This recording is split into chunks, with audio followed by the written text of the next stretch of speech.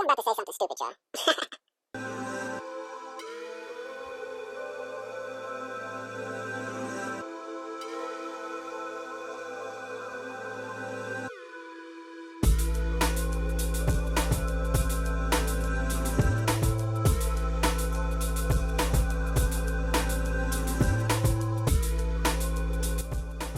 $20 for the tape. A quick shout out to the. Alright, what's good? It's your boy OG Illa, and this is the ILLogical podcast. I'm with my man Jinya. What's up? The youth, Tavius.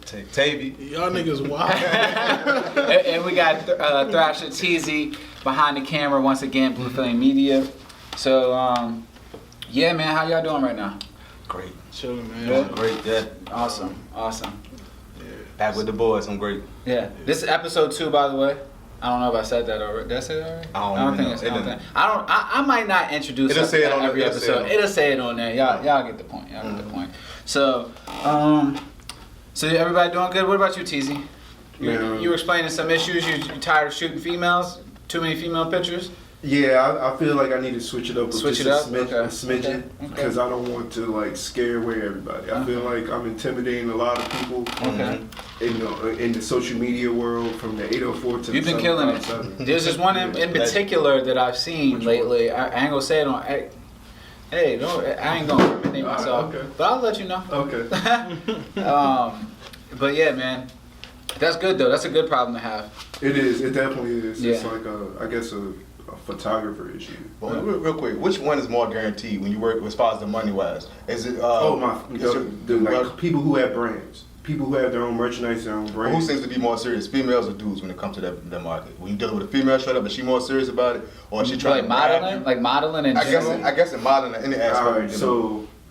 for modeling, videos too. For videos too, or whatever. For chicks, like I feel like no lie, like the Caucasian women are way more about it, and I feel like it's just their personality being like just about it. You know what I'm saying? Being serious. Like I love working with females that are there punctual. Yeah. They already have their hair, all their stuff done. And they You just know, need black to people ain't shoot. on time. Yeah. I know what you're saying. And I mean, it's just been weird. Like I shot a group of females, and like none of them like added me on nothing.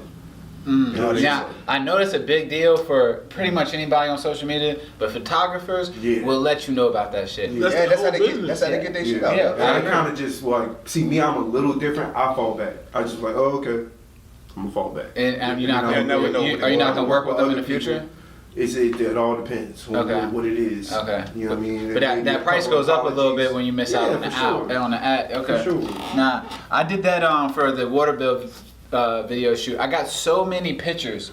I just like lost track of who the fuck I got pictures from. You know what I'm saying? Like, cause I'm saving them to my phone and I'm going to the next person, saving them to my phone, and then I just kind of choose which ones I think are like aesthetically pleasing, and I post them and I'm like, fuck. Like I don't know who took this picture. Oh, okay. But they'll trust me. They'll let you know. They'll let you know. Like Yeah. Post my song and I made that beat and I ain't get my fucking credit. Oh yeah, absolutely. I'm gonna let you absolutely. know. So I get you know.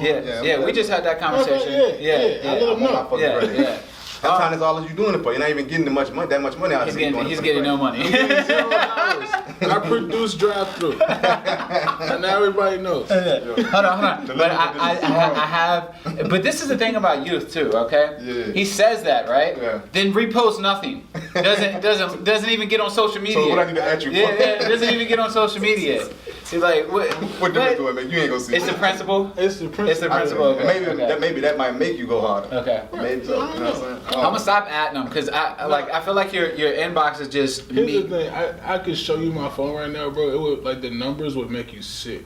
Of the amount of times I've added you. No, it's just too much shit, bro. Like, why is there so many places for people to find me all the time? Oh yeah. Why am I in 5 different places at once? I don't want to be. Because you were trying to be an artist, and that's what being an artist required. That's what it was. Because really, I don't have to deal when Snapchat came out and shit. Everybody was having. I'm like, man.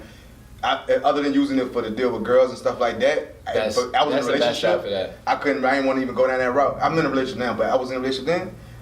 I just didn't want to go down that route, so it had served no purpose. But if I was an artist, I would have had no choice but to do Snapchat and Twitter, all these different things. The social, I don't want to be a part of it. I'm more of an I'm an introvert. I like to be able to cut you off and come join the party when I want to. Right. So if I got all these different apps, you can reach me multiple ways. That's what come being with I artists. want to join the party when I'm ready. And Well, I like yeah, that. join the party. This is gonna still go on without me. Anyway. I'm a little bit different. I loved social media for a long time. Like, loved it. Like, loved being able to see as many females as I wanted. Loved being able to post as much music as I wanted. And this is when I had a smaller following. Once you get to more followers, and then like and I'm still not where I want to be. Don't get me wrong by any means. It gets a little bit different because now it's like you're almost expected to do it, and it's like, and then like you said, it's not just Facebook anymore. It's not just Facebook and Twitter. It's Facebook, Instagram, Twitter, Tumblr, TikTok, Triller, Snapchat, and it's just like, fam, it'll take an hour to get through all the shit that I need to post for one thing. You know what I'm saying? Because I gotta at people. I got 4 different IG accounts. I got 4 different Twitters. I got 2 different Facebooks. You know what I'm saying? It's just Bro, if I had your social media life, I don't know. What and it's you know, but at the same time, it's like you're your own social media manager as well, so it's like. I luckily, Stacy and Sierra have helped me out a lot. But at the same time, there's rules I have to the hooligan life one that I don't apply to everything else. Like hooligan life, don't post nothing. Just don't even touch it. Like you can post anything you want on the story, but this page, this is my page. You know what I'm saying? Like I've worked tirelessly to make it look a certain way and just perform a certain way. Just let me do that. Y'all take care of the story, DMs, etc. I'll do the rest. You know what I'm saying? Like, so we have a negotiation there with Stacy and Sierra. They help me out a lot though. I can't lie. In fact, like Stacy's literally booking us flights in Miami right now as we speak. I don't have to do anything like that. So like, but you need you definitely need people. Well, that's what's crazy. She said, "All right, I'm gonna get the Airbnb. Just book the flights." I said, "Stacy, I'm gonna be real. I've never booked my own flight. I've always had somebody do it for me. Like before Stacy, there was had a chick named Amber who was helping me with everything, and she did all of that. And I'm just like, yeah, I don't know how to book a flight. Like I mean, I'm sure it's not that hard to figure out if I'm being totally honest. But I get real anxious when I do shit like that because like, what if I do something wrong and we get to the fucking airport and motherfuckers can't leave because of me? You know what I'm saying? Like. That shit, that's the type of shit that gives me anxiety, you know what I'm saying? Because I'm already dropping, $1,000+ on this shit, and then it's like a small detail will cause you to miss your flight. It costs everything, yeah. For sure. And then we got a lot riding on it too, you know what I'm saying? So utilize the people who are good for that shit. If you feel like that, I had that conversation with my therapist. Like in life, you have to categorize people. It's not a bad thing to like, not necessarily you're only good for this. This is your strong suit. In this situation, this is your strong suit. This is what I need you to do. This is what I need you to do. This is what I need you to do. And me and him have that relationship, whereas he handles all of like the music shit, like making sure it's all properly mixed and bounced the correct way so we can send it to the. And then me, I'm more the promotion guy, setting up everything and kind of doing like the public thing because he's not. That's not really something he's interested in. I'm like the nerd that like built the engine, and Will's the finisher. He's the closer. Yeah, I'm the one that sells the car. He's the one that sells it so we can get paid. Yeah, and then we both kind of like pick out the color and the rims that are gonna be on there. And then like I will say this, I trust him very much, but he's always cool about like have a final say so on something. Like so if like the songs like for instance we have the song. And there's 2 singers on the hook, and one of them's like more lead vocal, one of them's more background.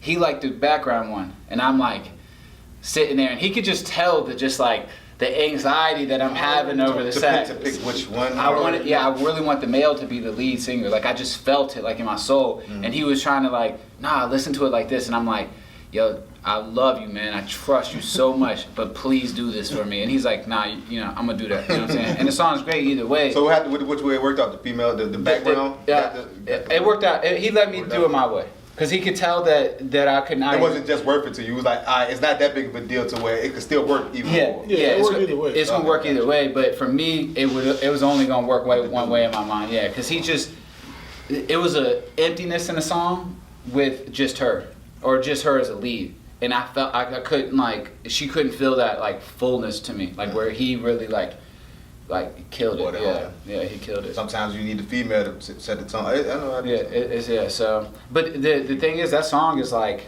the craziest collab I think we've ever had. Like, it's 5 people on the track. Yeah, I love it. Yeah. It's a whole nother producer. Yeah. It's me. It's 3 producers. It's 3 producers. Yeah. Also, 2 Yeah, singles, that song itself is a project. Yeah. Exactly, bro. It's 3 That's not a bad producers, 2 engineers, 3 singers, 2 rappers. Like the That's a whole. lot of people in the There's gonna pot. be 3 engineers because the final mix and master is gonna Yeah. come from somebody. Yeah. So yeah, it's gonna be 3 A lot of engineers. people touching this. Yeah, passing it around and touching it. and that's the beauty of this project is like, we didn't limit ourselves. There was no like, nah, fuck everybody else. We only gonna do ourselves, like do this ourselves. It's like it's really been like a lot of experimenting, a lot of patience, a lot of. I really wish we had a camera all this time to see the people that. It's just crazy to think about when we started the project. There's people that we didn't even know yet that are now part of this project.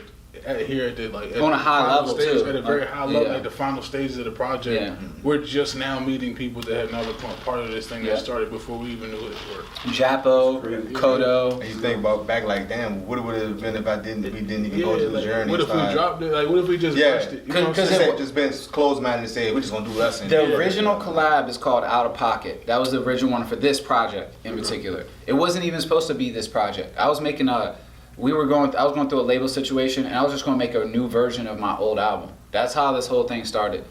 And then we really started talking, and actually, Doobie was supposed to even be on the song. He wasn't even supposed to be on the song.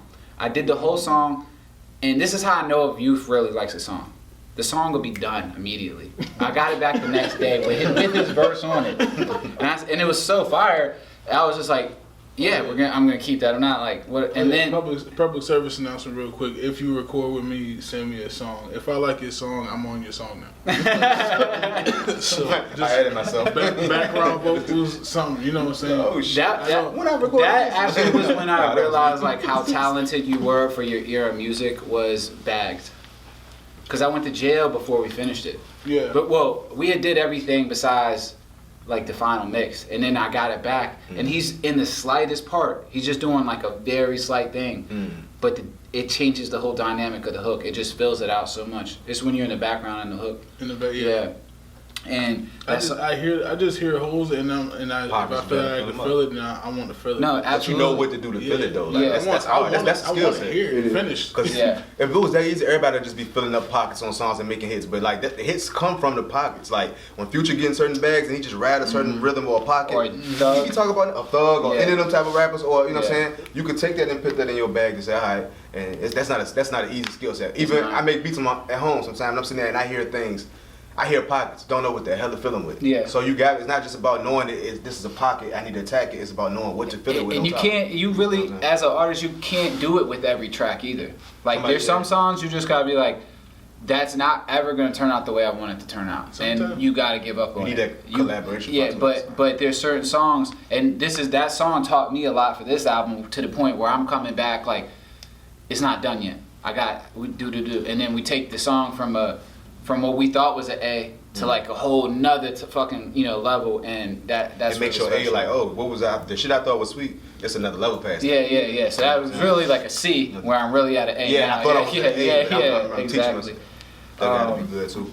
And just challenging myself too, I think was big on this project. Not accepting like a verse being done if I didn't feel like it was done. You know what I'm saying? Like I re-recorded, even if it was the same words, I re-recorded some tracks 10 times. Just to get those little details right, and the delivery right, and the effects right. And you can't afford. You have to, especially you. I'm pretty sure in your position, like I have to be on point because it's like a reverse thing of when they say, black athletes had to work 3 times as hard to get the recognition. Yeah. You in a field where you're surrounded by black people, so you have to be. And you I'm can't afford to be like sloppy with it. You have to be. And on I'm point. facing him on. It's a face-off on every track, basically. Yeah, and you know got what I'm the saying? Like it's competition. friendly. Your best friend, one of your Yeah. best friends is competition. Yeah, but we're on every track together. Killing I it, have to killing it. like show up because I know he's gonna show up. Can't let that Bob be so different. Yeah, Exactly. I can't because I don't ever want to be a conversation of like, oh, he's carrying him or I'm carrying him. Like, no. At the end of the day, you're gonna get like the highest level of performance from both of us. Like like a lot of times I feel like Big Boy gets shit on when he carried his weight for years. Every verse, every song with Andre. Real artists know that. I mean, real people that don't get it. Yeah. But he gets a raw deal, and I've always said like he's gone bar for bar with who y'all consider the top 5 lyricists of all time, and he's done it on a solo level too, which is something that Andre hasn't done. Not saying he can't, not saying he never will, but we haven't seen it. Besides, we did get the speaker. Love Below speaker. Yeah. So, but that I still not even. That ain't no real Andre album, man. He won't speak like we need to. He wasn't rapping. Jump, rapping, killing shit. That whole album for him was a concept. It was concept. It was experimental. Straight experimental. Yeah, playground. It was awesome. Don't get me wrong. It's fucking awesome. It's good music. Yeah, for sure. But we can't. It's not no Andre's top 5 lyricists album. Yeah. We don't have a discussion. He robbed us of that shit too. Yeah, and he probably never. But he can do it. He'll go. I don't care. Well, he said something that was real. He said he's just not there. Like the inspiration for him is not there, and I think that's okay. Like I think a lot of people give him a raw deal. Like as far as like you're never gonna do this. Like yo, he gave us OutKast. Like he gave us one half of OutKast. Like. What more could you possibly ask of a human being? Like that's a fucking amazing solo thing. Fucking album after you give us these classic ass verses on. Man, he gave us classic verses. I want a solo album. I can't ask him for anything else. Like, bro, you inspired me to be myself. Like him, Wayne, I would say Big Boy too, but like the OutKast, Wayne are my biggest influence of like, yo, just be yourself. Like, yo, do you to the best of your abilities and fuck it. You know what I'm saying? Like the rest will be up to the people. I don't even know if as a black man back in the day did I take that lesson from Andre. Because even back then when he was doing it, I didn't look at it like, yo, I could be myself and do this. I looked at it like, this nigga weird for doing all this shit around these. I'm looking at it like, he doing this shit all around these goons and different type of niggas, street niggas and shit. Yeah. I'm like, I know that shit gotta be weird. But it's crazy, I didn't take that lesson back then. Now as an adult, immediately, bro. Now as an adult, I can sit there and say, oh, he was just telling us before all this forced bullshit, he was forcing it in your face and still being himself before the, I picked up on him immediately, bro. Back then I was like, man, this nigga is bold as hell, be that weird. But I guess that might be because I'm a white man and we're just weird in general. You know what's crazy? You know what I'm saying? You just identified with the fact that he was being himself. Bro, I did. I loved it. I never like Missy's the other person. I never even separated a message from like the behavior at any point. I don't know. I'm realizing now that y'all said that like I never really attached to anything separate. I just literally just watched him. Yeah. I saw who he was, and I never gave it a second thought. It didn't make me feel like I could be myself. I also, I wasn't thinking about how weird it was to Wayne, have a whole perm. I can understand Wayne doing that because Wayne, think about it. When Wayne came out, when he really got on his spitting shit, like going in every mixtape, what was he doing at the time? He was skateboarding, tight jeans, doing the whole white boy image shit that we wasn't used to. He made truck, all that shit was cool. Black boys weren't wearing skinny jeans and being comfortable in it. Exactly. So I can understand how, for us, maybe we might not even be looking at it. We over there clowning Wayne, but for somebody else, it could be like, yo, Wayne this is my idol, man. He's showing you could be yourself and still. If a black dude can wear skateboard shit and skateboard and still be himself and then still be considered as the top spitter and accepted in his own culture and stuff like that, I can see how that can make somebody else be like, yo, this message. They can take that message from the artist. I can see it now. I see it now that you mention it. Like it makes a lot of sense why you feel that. It made me accepted within society because I've been skateboarding my whole life. Yeah, see, and that's the thing. These black people that been skateboarding, be like, yo, where you been at? And a lot of people try to talk shit about him about skateboarding. Besides the skaters were like, no. Come skate. Yeah, come skate with us. The community accept him, no. The skateboard community accept him. That's his community. He's the skateboarder. Because skateboarders are fucking filled with like that community's filled with the weirdest people, bro. And like, there's a lot of rap music. 1,000 times 5 on a weird standpoint. And there's a lot of rap. Y'all listen to a lot of rap music anyway. A lot of underground British shit too. Think, bro, it's always been there. Ain't nobody talking to that street shit in the skater community before Wayne made, like before Wayne brought those two worlds together. Yeah, exactly. He made two worlds collide. And you got what's the boy named Rich the Kid? He skateboarding his ass off. And he can skate too. Yeah, what's I mean, Hobson, he's actually Hobson, a really nice skater. Like he's really good. Probably Tyler. And then we gotta give Lupe credit too. Lupe credit. We gotta give Pharrell a little bit of credit. Pharrell, yeah. But Wayne, just because of his stardom and the street side of him, he was the only street artist. Yeah, and this is one thing I said this before on a couple statuses. You can really see a joy when he talks about skating. Or he is skating. I feel like it saved his life, bro. I think so too. I think so too. When he did that, be on lean on the skateboard all the time. Well, I mean, you gotta set it down. Good, but you probably want to set it down sometime when you're going to church. You know what I'm saying? But when he did the Drink Champs interview, he got out of his seat just to show them how he trained on the board for you could just see the joy that he used to have from rap. Like, it's not that it's all gone, but some of that has really transferred into like skating, and that's really fucking cool. Yeah. That's really cool. That's it. But that's the thing about creating music in the first place, is that music really for us is an outlet, and once that outlet turns into money, the music maintains its use as an outlet, but that might not actually be the thing you wanted to do 24/7, 365. Well, and you're also allowed to change. Like, you're allowed to change. He's been rapping since he's 12. Yeah. Maybe at 27, he might want to try just something a little bit different. What more punchlines can it give you? Like, how much more can he? God damn, he done said the most craziest shit ever. You keep saying the most craziest shit ever. At some point, you have words in the dictionary. Like, you've made bling bling. Yeah. You gave us. That nigga tired. Yeah, like you have a whole a word in the dictionary. Like, bling is white people making slogans and multi-million-dollar companies. It's a fucking movie called The Bling Ring. Exactly, man. Like, it's crazy. Like, and so he gonna get his credit when at the end of the day he gonna get his credit. And I think that Wayne has such a good reputation in the industry that'll bode well for him. Like, it's like Kobe with the basketball thing. People we don't appreciate it as much as we should, but wait. Something happened to that man, bro, we're gonna feel that shit. Oh, yeah, I told y'all last episode. Something happened to Wayne. Check on me, man. Check on me. Wayne, yeah, we got to check on this dude. For OG. For real. We got to check on this dude. For real. I'll real talk. If I would have saw, no disrespect, God rest his dead, Kobe, all them, but if I would have seen instead of Kobe that day, Wayne had passed, I seriously would have been like, damn, I know that shit. I know bro taking it serious like it's a family member. Because I would too if it was Rick Ross, Nas, and Meek Mill. You know what I'm saying? Those are artists that I feel like the message represents something I connect with. Something happened to them, man, I'm going to feel like it's a family member. So, and we all going to feel like that about Wayne. And I'll actually feel that way about a lot of artists, like where I feel like I lost a family member or somebody close to me. But Wayne is definitely like that. Like, if something happened to him, I'd just be like, all right, I'm gonna have to reevaluate some things in my life. You know what I'm saying? Like, I'm gonna have to take a break.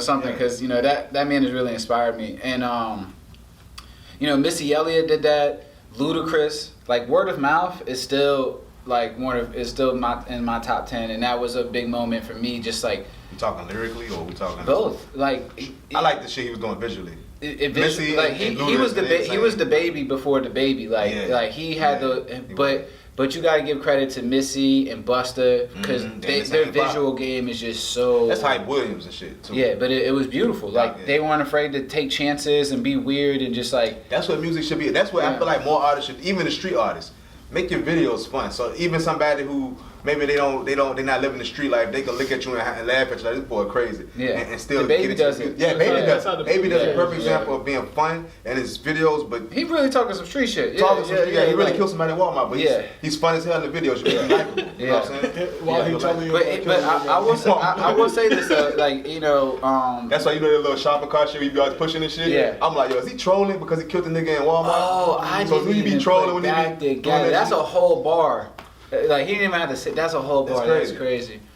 Yeah. I'd be wondering if he just be doing visual shit. That's mind blowing. So, and as you mentioned, it probably so. Because these artists ain't stupid. They know exactly. They just waiting on somebody. They're not gonna say it though. They waiting for somebody to tweet it and then run it and catch fire. Yeah, you know what I'm saying? Like, baby. You should definitely tweet that. Yeah, tweet it. You tweet it. You got more reach than I do. My shit ain't gonna go nowhere. My shit ain't gonna go nowhere. You retweet that. I'm gonna tweet that. That is crazy. That's my mind's actually blown right now. That's kind of the conversation we had about the sign.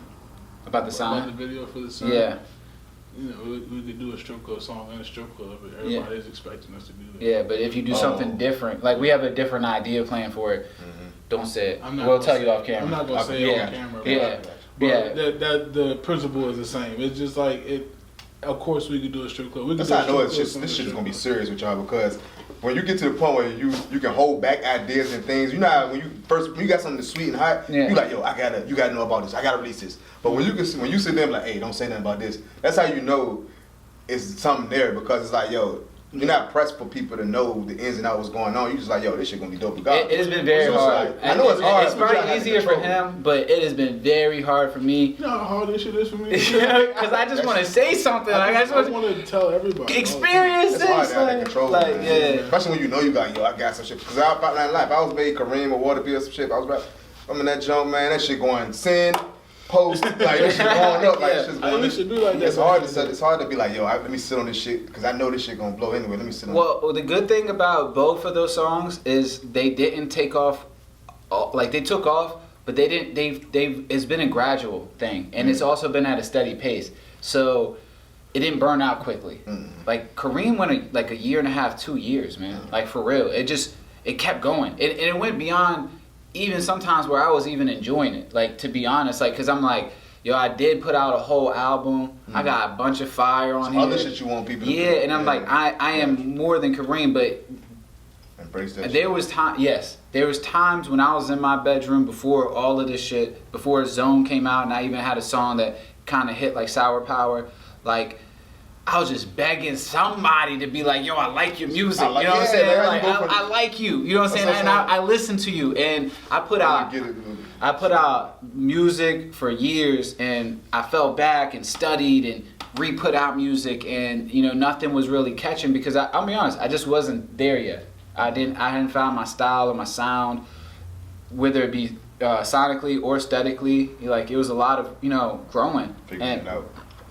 And when it did, then it's like we're getting booked at shows just to perform Kareem. They don't care about anything else. They're like, yeah, you could have a 10-minute set, but like you have to, like in the contract, you have to perform Kareem, and it's like. Yeah.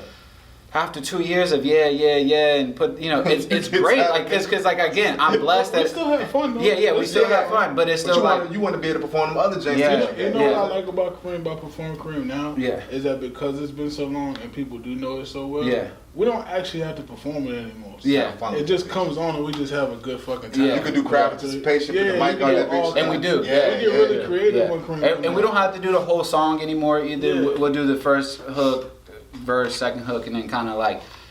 Get to the other stuff, but it is dope as fuck, and this is one of the best feelings is when you're at a show and people know your words, because that is like every rapper's dream. Bro, that was the best feeling. When I dropped "Found in You," I did a show, the release party a week later.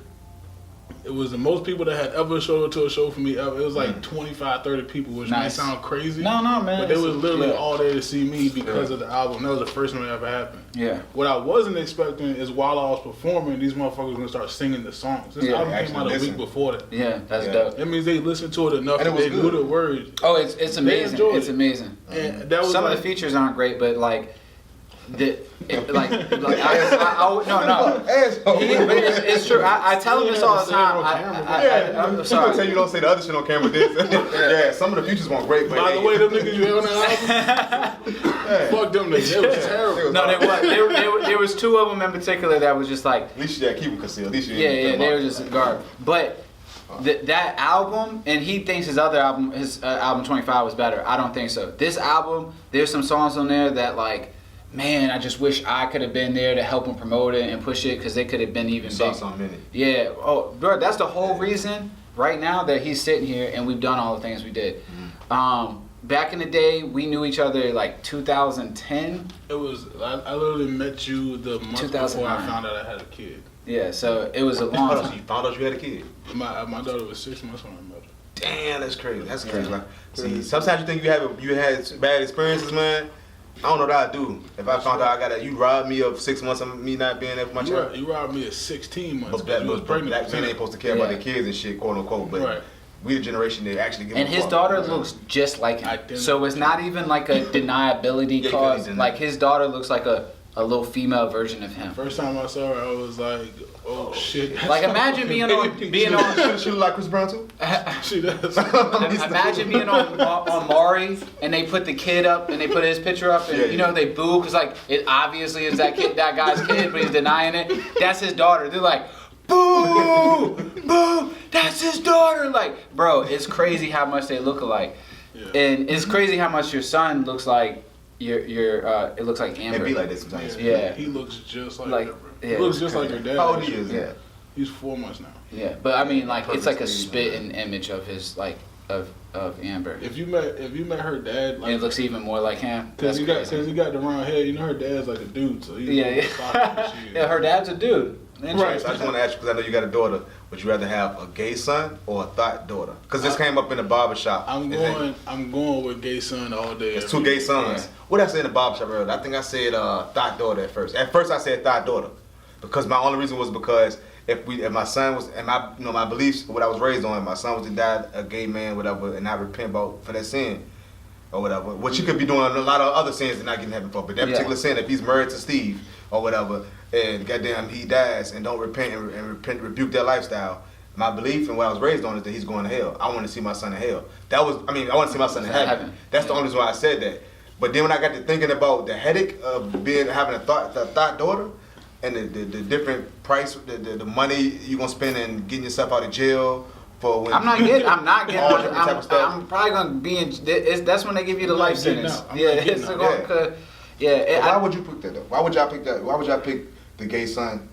Because the gay son is not to me. And I understand your belief system. Yeah. That's one thing I don't believe in shitting on nobody's belief system. Yeah. You believe whatever you know. Yeah. That's you and not me. Yeah. But the gay son for me versus the thot daughter. The thot daughter thing is like a lifestyle choice, and it says a lot about me as well. It's a very large representation of my relationship with her. That's true. That's very true. If it ends up being that's true. That way. Something had to happen first. That's actually a very good answer. Well, hold on, that's both. Well, I mean, I guess you could use the whole. Well, my son could have been born gay, like he knew he was gay when he was born. I kind of feel like a lot of that shit can be changed or prevented if they have the father there. You know what I'm saying? If you have a father there, you think that you could prevent your son from being gay by being a strong? Not all the time, bro. I feel like this. This is what I boil it down to. You could be just people that's born gay and know they're gay, and identify with certain things. Okay. It's also kids who don't have no idea what's what, and they can be led by TV, grown-ups having parties in the crib and seeing certain shit. I do think that too. I think there's you could beat certain things out of your son. Like if your son starts twerking, sexual abuse. Stop. But sexual abuse could also turn into turn somebody. I guess I can.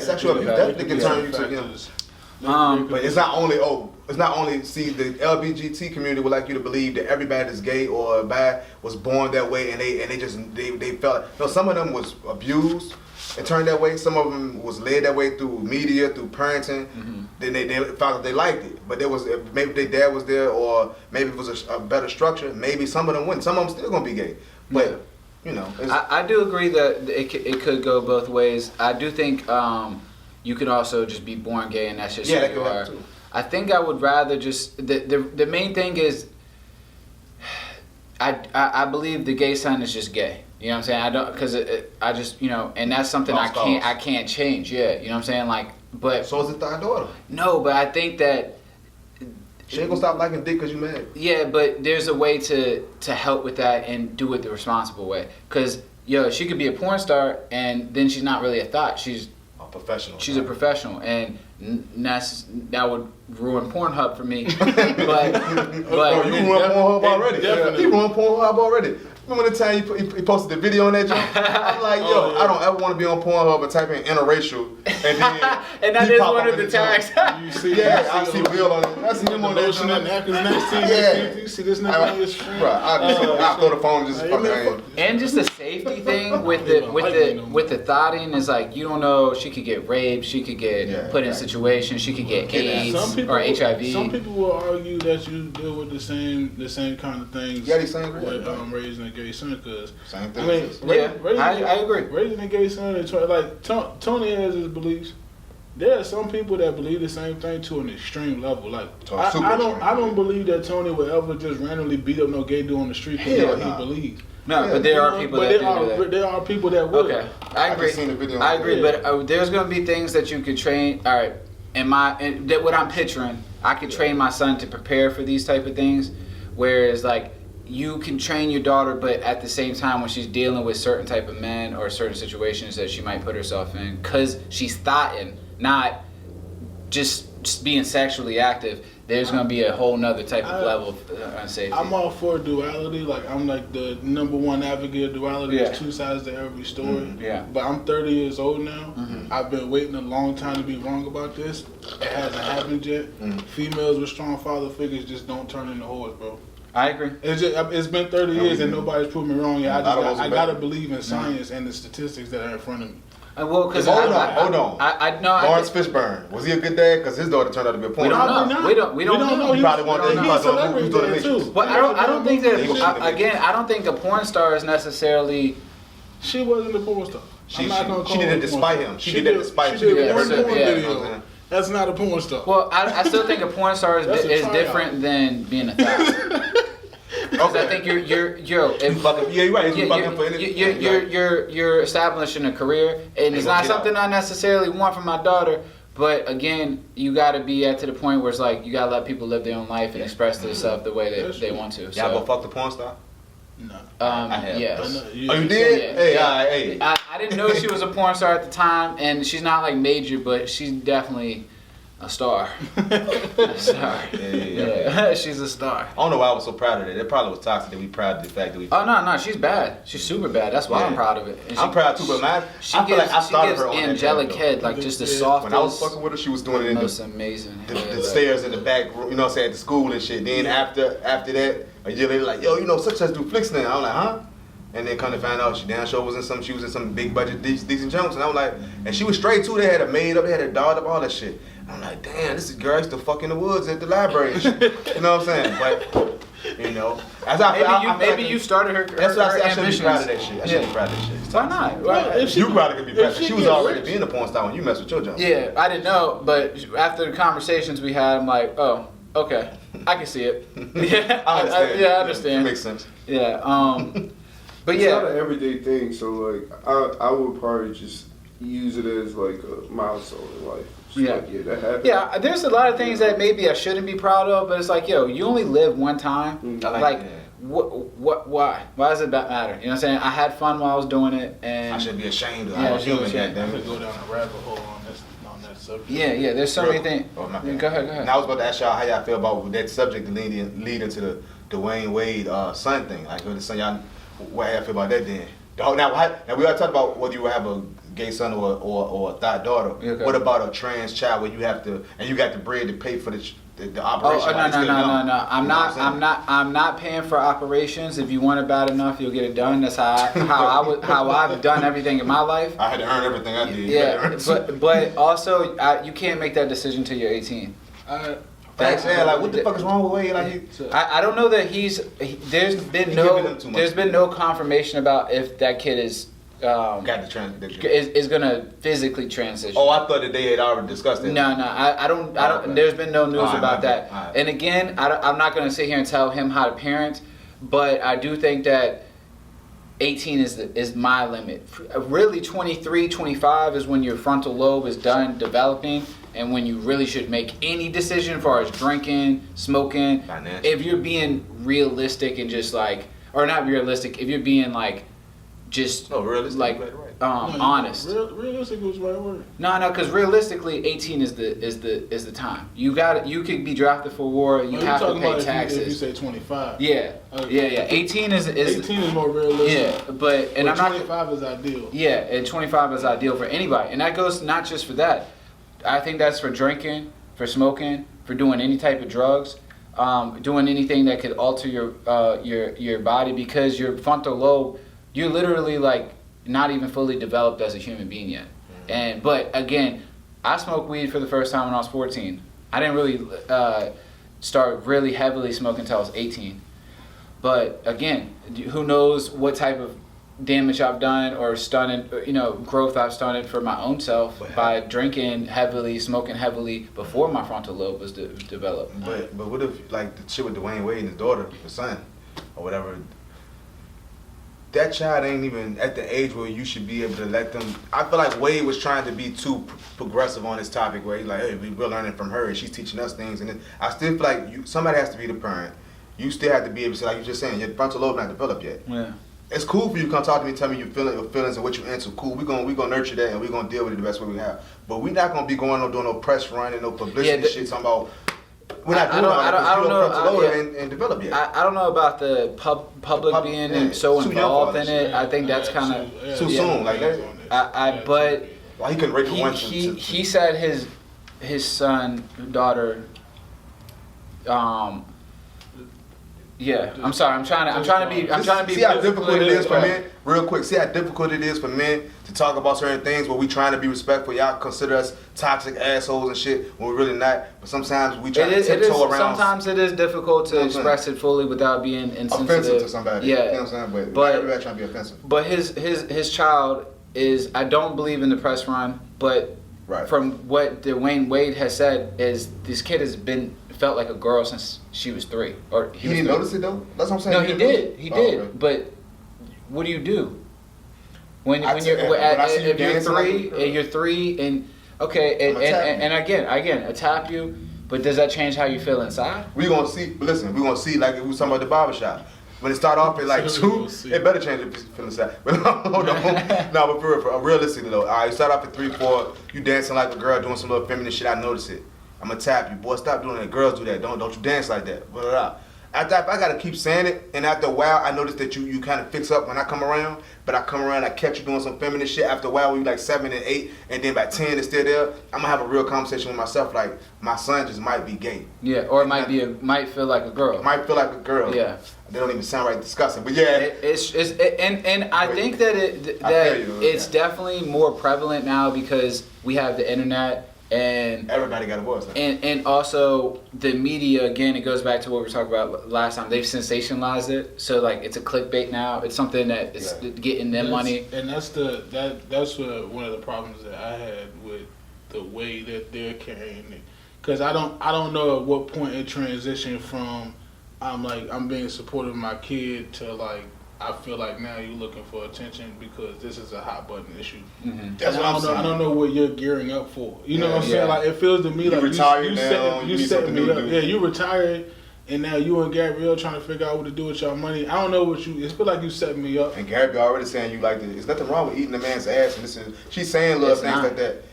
To each his own. To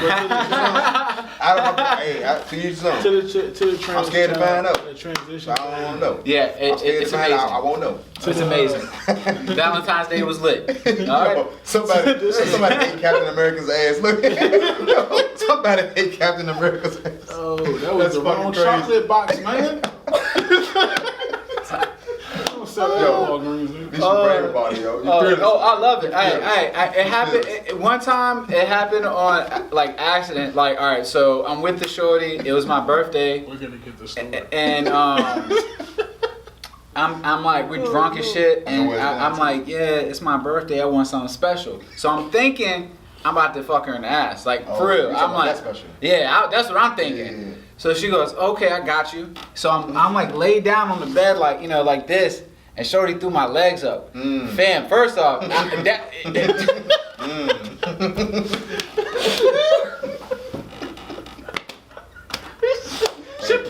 niggas go subscribe right now. Go subscribe right now. Oh my god, yeah. Alright, so look, I was not ready for this. I wasn't, cause I'm thinking in my head, like I've relaxed to the point like, yo, I'm getting what I want right now. You know what I'm saying? And she threw me for a whirl, right? You're not getting what you want. And you got what you want. And the crazy part is, I liked it, bro. She was licking my butt, and I liked it. And I was like, real man right here. He admit what he liked. I was like, oh man. But I made her stop because I was like, yo, I'm not here. don't want to like it. Only 10 seconds, bitch. Get off me. No, I didn't want to like it, and two, I definitely wasn't doing this shit with her ass, yo. This was like, if this is obviously changed my life, and you're the wrong bitch to do this with. Yeah. So I suppressed it for a long That's time. why you can't ever go too far when you give your head and you're laying down and shit, or you got that position where they can get underneath the balls good. Yeah. They know the gooch is the weak spot. Oh yeah. The gooch, I like the gooch. Oh yeah. You get the That's gooch. what it started at. Yeah, but she got you, bro. She got you. That's what it was. I told my girl, hey, don't you go fucking lower. You know what I'm saying? I'm gonna wipe the shit out your head. I mean, the gooch is still the best spot. Like, it's better than the booty hole. I wouldn't know about that, but the gooch is better. the gooch is still the best spot. Don't get me wrong. That's still my That's how they sweet get you. spot. It's not right there. This podcast will never be Probably flip you. featured on the radio, network television. That should have earned us at least 12 subscribers right there. Yeah. We done broke about 17 FCC laws just. Oh my god. So yeah. Can I finish my point about the trans kids? Yes, now? but me and my girl enjoy this now. Okay. Yeah. So anyway. I'm excited for you. Yeah. Me too. I'm pretty happy about it myself. You know what I'm saying? It's a safe environment. I agree on a lot of stuff. Not with the How much? ass eating. Before I that eat part. ass. I eat my girl Oh, ass. absolutely. When I had my girl bend over doggy style, and I just I go in, boy. All right. Let me stop. Hold on. Yeah, because when girls got good, clean hygiene, that's what you need. That's Yo, told my girl that's what I'm was saying. in No. And there's a rule. I told my girl we was in here talking about church. I got girls too, but still like. Oh, my girl's gonna be pissed. Yo. She's gonna be pissed. But she has to take a shower first. That's the one rule. Like, go in there and clean yourself. But when that joint come out and it's You just say it fresh like and that smooth. When you get home, you be like, go in there. Yo, that's some toxic, aggressive way to tell a female to get in the shower. Wash You better get your ass in there and take a goddamn shower. No, but she knows if I tell her to take a shower before she comes to bed. Yes, I am eating that booty, Captain bro. America's eating some ass. Yes, I'm eating that ass, boy. Nah, I feel you, bro. All right, hold on. We're gonna regroup. Hold on. Pull me up, bro. I got you, son. All right. Really, Can I really. finish my thought? Can I finish my All thought right, now? we're not gonna talk about no more ass eating right now. Okay. And I'm gonna stop recording and we'll restart again. Okay. We're gonna cut that Alright. very in. That's Well, good. Damn, nigga. people are saying like it's gay. People are saying I that need to drink a part. I it's drink. that it's gay to get your ass eaten by a girl. No, it's not gay. It's just like it. how is that gay? That's not gay. You know, because if you ever got It's your foreign, gooch, bro. it's foreign. Yeah, it's foreign. Like Super I can tell my girl Yeah. I can tell she want to try it, but I won't let her. She want to take do it. it, do it, Nah, fuck do that. it, do Fuck it. So, how I feel about the trans kid thing. Oh, I told my I therapist to don't watch this think, shit. um, Oh my god. I don't believe in introducing any type of chemical, especially one that would alter the genetic code of a child. Like you were saying about the frontal lobe, and like it's not even just your decision making ability. I'm thinking of it from an actual physical aspect. Like how safe is it to chemically? Now, if you want to wear dresses, you want me to call you Shaniqua instead of Charlie? If you want, you know what I'm saying? Like that's fine. I'm cool. All that shit. Yeah. That's what a lot of kids commit suicide over. Their parents not accepting them. Right. Yeah. I accept everything that you. If this is how you really feel and this is who you want to be, I'm gonna support you. A nigga say something to you at school, I'll knock his ass out for you. Yeah. I'm with you. I'm riding with you all the way. But we not doing nothing to your body in any type of molecular level while you're still a developing child. Yeah, because you get to 18 and say, Yeah. hey, I'm gay, but I don't want to do all that. Yeah. Even if I don't know if there's going to be any type of complications. I don't know if that's going to fuck up something and kill you. Yeah. I just don't know. It's just Yeah, I there's think not the enough development, science- like you there's gotta not go enough through science puberty behind and it. stuff and at least finish that first. Yeah, Yeah. at least get through puberty, develop. Let Yeah, your get body through develop. puberty. Let your Oh, body man. develop. You can stunt your whole entire growth you of might like fuck your, something up for real, and I don't know. And then, I was going with that shit. Oh man, you had what up? We was talking about, so about waiting to your certain age or whatever. The bad addresses thing. Now, I feel you. That's a good thing to be an accepted parent to where you support it to the part. You like, you want me to call you by your female name and do this, and I'm gonna encourage you, and I'm gonna not shut you out because the world gonna shut you out enough. Yeah, So that's I'm what gonna support you. I said that last podcast. But doing that, you also in the barbershop they talked about this, and you also expose them to extra bullying because you're really gonna be like at this age, like boy, you can't wear no damn dress on here. You know the ass whoopers you gonna take in school for that. You kind of like wait till you get grown and then you can start doing all that dressing. I do agree to a certain extent, gotta but protect them somewhat. I would rather you get. And this That's sounds like a girl in the house. this sounds crazy. I'd rather you be hate it on the outside for who you are than to hate yourself on the inside, because they can beat you up and never change you, but you fuck with something in here and then you're forever damaged, and then you might go through your whole life and you can't figure out who you are. You never reached into that higher self. Yeah, exactly. And that's one thing that I loved about my mother, is that no matter what I want to do, she's been my biggest supporter. When I played football, oh, you're gonna be the best football player ever. I can't wait till you get it to the Super Bowl. Then I was like, I got older and I was like, actually soccer's my passion. Like, I really want to go with this. You going to the World Cup? Like, you know what I'm saying? You the best soccer player. This your foster mom or your real No, mom? my real mom. So hold on, your real mom was never a bad mom. No, she wasn't in a situation to be. My mom has always been literally. You can. He's met her. His sister loves my mom. Was your dad a piece of shit? Yes, he was. Okay, that's what I'm trying to figure out. I was couldn't remember who I was talking to. shit. Okay. But my mom just was poor, and she had really bad mental health issues. Oh, man. And, Okay. Yeah, she didn't know how to. She was 20 when she had her first 2 kids. She had twins. Yeah. One of my sisters has special needs, so she's in a wheelchair. She has cerebral palsy. Then 22 comes around, she has me, and my dad just totally leaves the picture. Yeah, that's hard. So she got 3 kids. Special needs child. Exactly. Yeah, and then me growing up, I was always like, I was just a badass kid. You know what I'm saying? So I wasn't making her job any easier, and she was just poor as fuck. You know what I'm saying? So we went to foster care for neglect because she just couldn't take care of us. But my mom, like, never once, and that's why I was able to forgive her and move past that, because never once was she a bad mom. Like I said, when I went to be a soccer player, well, fuck it, you going to the World Cup. I was like, I'm going to college. My kid's the smartest kid in the world. You know what I'm saying? I left college and I wanted to rap. Fuck it, you're Eminem. Like, seriously, like, she bought us a fucking trophy for our label. Just cause, like, when I started my business, you know what I'm saying? And it's little things. I get that. So, so I'm we'll be giving the speeches. I'm glad you appreciate. I'm glad you can appreciate it while it's happening. Yeah. At least you ain't on some bitter shit. A lot of people, like. You remember the trophy though, right? Yeah, it's like a gold mic. You know what I'm saying? It's like it just says for Will and his team. Like, you know what I'm saying? Real quick, like, now that you said gold mic, I was gonna ask you something. I want to say how deep it is with y'all. Yeah.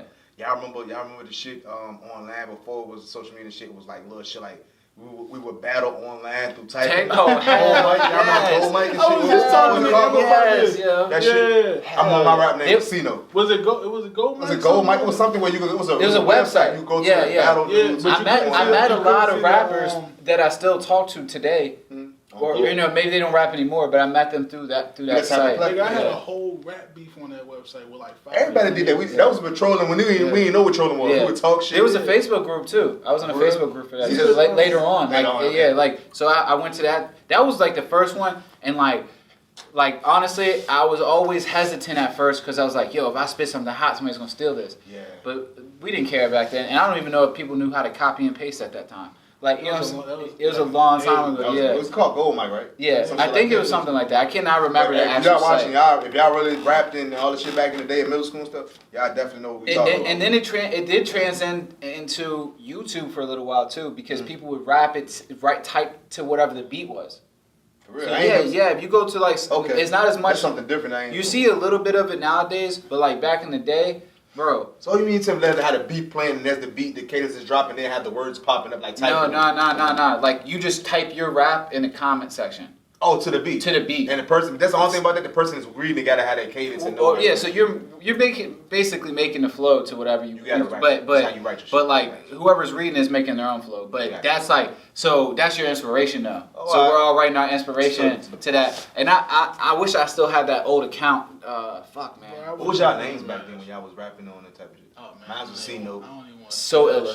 So it was always the illa thing stuck with you. Alright, so growing up I was Casper. My mom called me Casper. Then I became Lil Will. I'm glad you changed that. I'm about to say that's the worst name.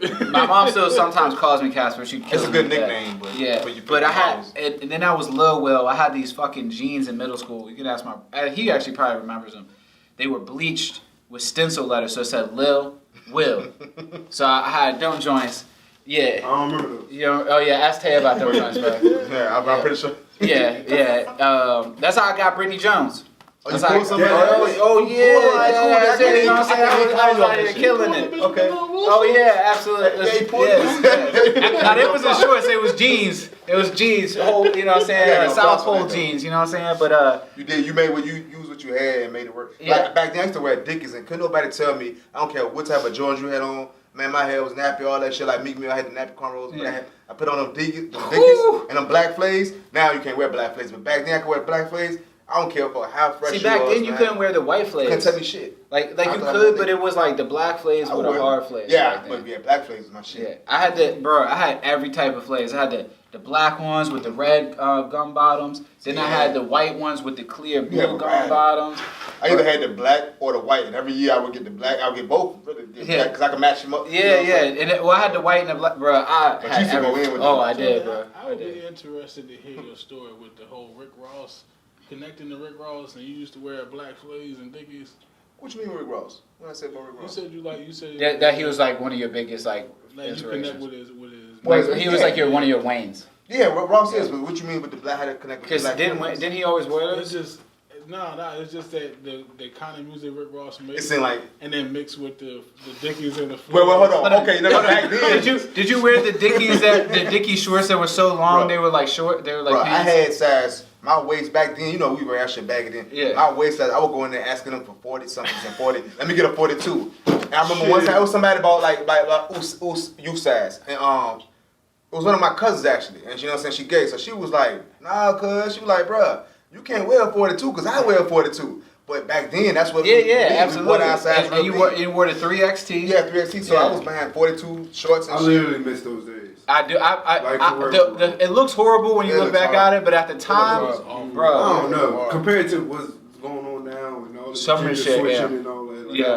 let's go back to those days. That's a super baggy, but just like I like the middle. well, I like wearing skinny jeans with oversized I shirts. tell you now. what, All right, now that's that's I can get into comfortable that. stuff I to can see. get into that. That's what kind of Yeah. more my Like style. the I'm starting to realize Those what I skaters like. were Yeah. back. Like, Yeah, you got more to fitted get jeans, more. Yeah. skinnier jeans. With a little bit bigger. I don't like oversized super shirt. small. I got a gut. You know, so I got a dad body, whatever. Yeah. I don't. You know, I'm skinny, but I'm still. You know, got to get toned up. So I don't like super tight shit sometimes. What were you You know talking what about I'm saying? before? Tone we my got shit here? up before I start wearing it. Dwayne Wayne's son. You still haven't finished your part of I that? did. I did. Okay. I We finished started it. jumping around. Y'all was saying something like, Okay. Somewhere Oh no, else. we were talking about the battle rap thing. Okay, that's where we were. yeah, the Okay. gold mic shit, whatever. Reminiscing and shit. You were talking about your mom. Oh, there you Yeah, go. mom. Okay, I was trying to just re-jog my memory. Yeah, mom's support. I was trying to figure out like, cause you kept on talking about your mom and the support of it. So I'm like, damn, so your mom was you. Well, my had a foster good mom, relationship. she actually wasn't even my foster mom. She owned the group home that I lived at. Her name is Molly. She's also been very supportive.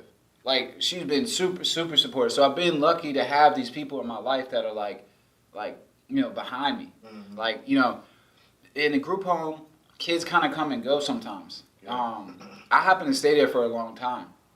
And I think part of it was because when I met Molly, I just kind of like, she just was like instantly like, yo, I love this kid. There's something about him. And just like, you know, she kind of sheltered me a little bit, but also kind of like, you know, helped raise me and shit like that. And, you know, she's my second mom, you know what I'm saying? So I love her to death. So I've been lucky to have these, you know, great people in my life because it could have been way worse, you know what I'm saying? In periods of my time in foster care were way worse. You know, I went through, you know, physical abuse, emotional abuse, sexual abuse.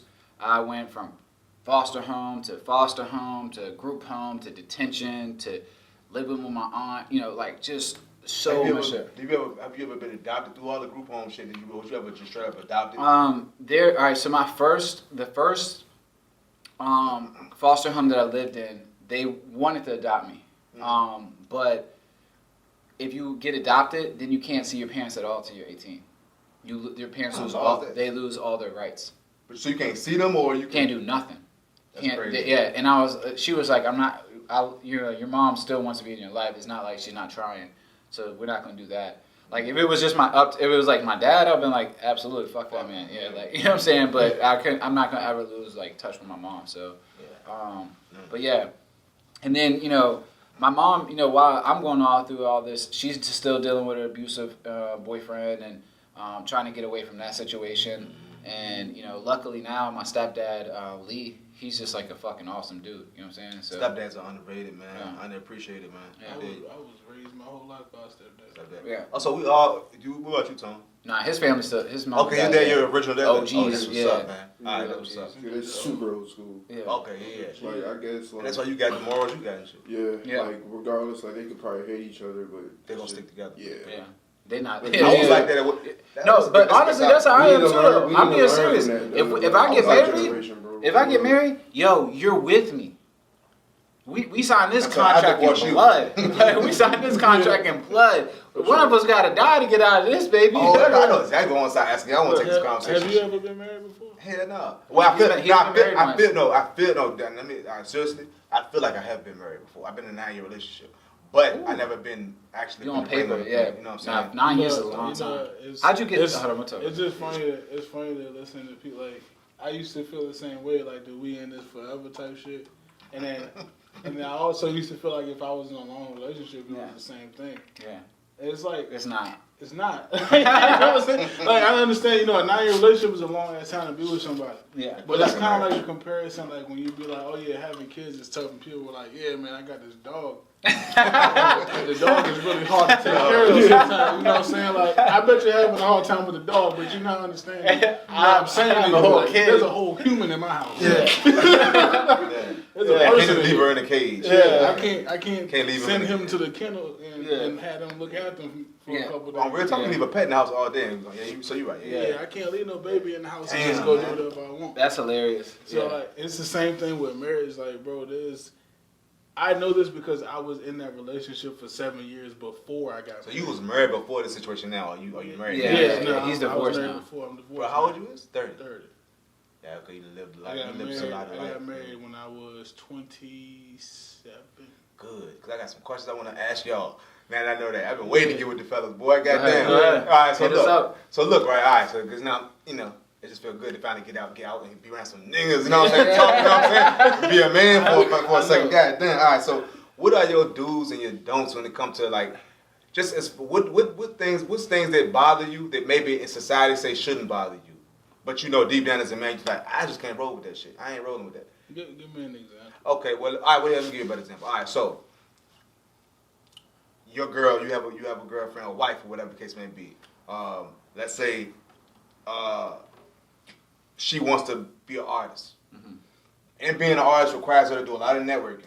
We know as men, yeah, we want to support you. We want to let Chase push you and all that stuff. But as men, while we being supportive, we also know a lot of dudes' intentions ain't to support you. Or if they supporting you, it's for underhand reason. So while you don't want to seem insecure, you want to protect what's sacred to you. But at the same time, you want her to understand that, yo, I'm not trying to hold you back. I want to push you and all that, but I want you to understand that a lot of these dudes that you think it might be just clearly supporting you, it's an undertone motive. It works both ways too. It works both ways. But the rate is different though. Because a girl can just open up the window and say, I want some dick. And this nigga's lying outside. We can be on some shit like that. It's like, oh, you creep, whatever the case may be. We got it's different. So how y'all feel about that shit? Okay, go ahead. I got an answer for There's that. way more dicks from the bottom to the top than there are groupies. Because groupies don't come until you've you've reached some level of success or recognition. Yeah. Like, and You ain't done yet, Will. I know. You ain't done yet. I know. Will's looking at me for a reason. Okay, here's the thing, bro. It's like at some level, like any level. Yeah. Like you have to be at some level. Like there's no way you can just sit in your house and do nothing and bitches come. Gotcha. It's just not gonna happen. Let's be real. Hell Now, no. a female, if she posts online, With I'm a looking bonnet for a on. producer. She don't ever gotta leave her house. The dicks will come to her front door. She don't even have to be talented. Like, I need some beats. I need a Yeah, she producer. don't I gotta agree be with good either. I actually know a few females like that. She will get prime now dick. So now imagine y'all Deliver. got wives and girlfriends that's pursuing something in the field. I think it has to be I think it to be with somebody like that who's ambitious and wants to do something on that level, then you're gonna have to have a certain level of respect and trust. Because even that's there. Hold on, real quick. Let's assume that that's already there. You trust her. She trusts you. You know what's up. But you just want her to be aware of dudes' intentions the way we understand. well, first off, You know me, what I'm saying? if you know me in any type of capacity, I'm gonna speak my mind straight the fuck up. Like, yo, this is what it is. this is how I see it. This is what I'm cool with. This is what I'm not cool with. Right. So across the board, we're gonna have that covered. And then at that point, it's about. But you can't cover that because listen. Let's say you lay it down like, yo, all right, boom. This is what it is. This is how dude's gonna be coming at you tonight. Boom, boom. I know you're gonna hold it down. Blah blah blah. But this is what it is. Now, as a man, I mean, me personally, I can't speak for other men, but me personally, my girl's a fucking artist. She goes to sing whatever. She got to do her networking thing. Yeah. I already know some niggas gonna be at you or whatever the case may be. But it is a point where it's like, it's just clear as day where you be like, yo, this guy or whatever is not even trying to support you. This guy's over here for this reason. Trying to fuck. You trust her judgment. But at the same time, that doesn't make you not want to kick the nigga ass any less. Like, it don't make you not want to fight the nigga any less. I put it like this. You know what I'm saying? That's when you got to be front with her and be like, yo, at the end of but it's not her though. It's because how you get in the way of saying like, yo, boo, you can't go to that showcase tonight because it's 100 niggas that's gonna be there. They ain't really there to support you. They'll support you, but they really just trying to fuck. You know what I'm saying? You can't get in the way. In that instance, no, go to the show. Dude, sure. Like, But what if you type of don't even want to go out to shows? You want to be in the house reading a book. And you don't want to. You got to. So you saying you can't complain unless you just take your ass out there? Yeah. Well, yeah, and you can't even complain then. Like even if you can't go, or like say she got to be in Miami and y'all can't afford 2 flights. You gotta let her go, and no, you would, yeah. And at the end of the day, I know it goes back to trust. What if the photographer that's taking her pictures for her video shoot? Yeah. This nigga's but he got her for the low. She can get the prices for the low. All the hookups she can get. Milk it, cause guess what? That's when I say Get that shit. Yeah. But do you now? You gonna say milk it, but then at the end they be like, yo, I'm gonna get up with this nigga. I know he tried some shit when she was down there in Miami. No. She come I'm back. gonna never get this shit. No, she come back and say, oh, yo, such and such crossed the line. Yeah. Oh yeah, then he got. We got. But we got the product though. And then Now we can beat after, that nigga up. about to say we're gonna get the product back first, and then I want to do what I have to do as a man It because sounds smooth in conversation. I'm just saying, in real life, it don't. Sometimes That's it a don't real life translate. scenario. It don't translate that smooth. well, to your defense, it's happened to me. Like as far as like I'm with a shorty and they all for the vision when you in the lovey-dovey stage, like they love that you a grinder and that you got an ambition, and they see that other people fuck with you and that you've had certain amount of accomplishments. They love that shit until they see everything that it really takes to get to that level. Yeah, and then you're having a different conversation. Why don't you do this and why are you allowing her to talk to you any certain way? And I'm like, yo, they fans to me. Like, yo, I ain't gonna attraction algorithms. Yeah, I'm not gonna cut off nobody as far as these are algorithms to me. Yeah, exactly. And I'm not gonna cost myself a fan, even if it's a fake fan. This chick has shared my shit to her story every time I've asked her, or without me having to ask, or whatever the case may be. Even if she's trying to throw you the pussy and you know it, you like, boo. Yeah, I ain't hitting. You like, boo, man. Yeah. She a fan. But see, men got the privilege to be like that. I'm just saying, when it's a female, it's a different percent. Yo, he all in my DMs don't want to fuck me, but he a fan. Niggas ain't trying to hear it. Men ain't trying to hear that shit. Yeah, he a fan, but he ain't trying to hear that. But here's the thing, bro. Here's the thing. That's when the communication comes in. You gotta set boundaries, but you should be setting those anyway. Man, you know I lay law down, bro. Yeah, legislation is laid from the door. I feel you. I feel you. Legislation is laid. Yeah, you gotta set your boundaries early in a relationship, and that goes for everything. What's okay and what's not okay with people of the opposite sex. What's an okay way to speak to me and not speak to me on a regular basis. Every time that you react when something go wrong in a relationship. But you having that conversation with your significant other, not the nigga that's gonna be in her. No, I'll be honest. Yeah, it's You're not like with him. and honestly too, dudes gonna be dudes. They gonna do the shit. And I'm gonna anyway. be a dude too. Yeah, exactly. Do what you gotta do afterwards. Exactly. That's one of them things where you just not gonna be able to prematurely deal with it. But also like if he's just hollering at her, I'm gonna let him holler. Dude. Like but see that's the thing too. It's the caliber of woman you're dealing with, right? So hear me out. Shorty I'm with now, I don't gotta worry about that. Like dudes do holler at her. Sometimes we've been out together. They don't know she's with me or whatever. They see her, they come up to her. I know how she gonna carry it.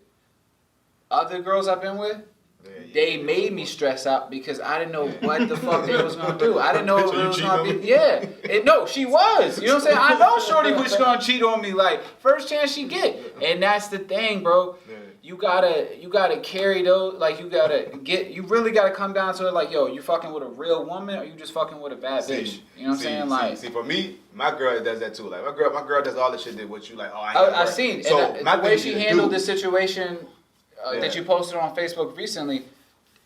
Yo, in fact, baby, you don't gotta suck me off or do nothing. I still want to suck off. I'm eating booty and pussy. The fact that this nigga's in your inbox suck me off, yes. Yeah. The fact that why is this nigga still friends? Suck me off, yes. Okay.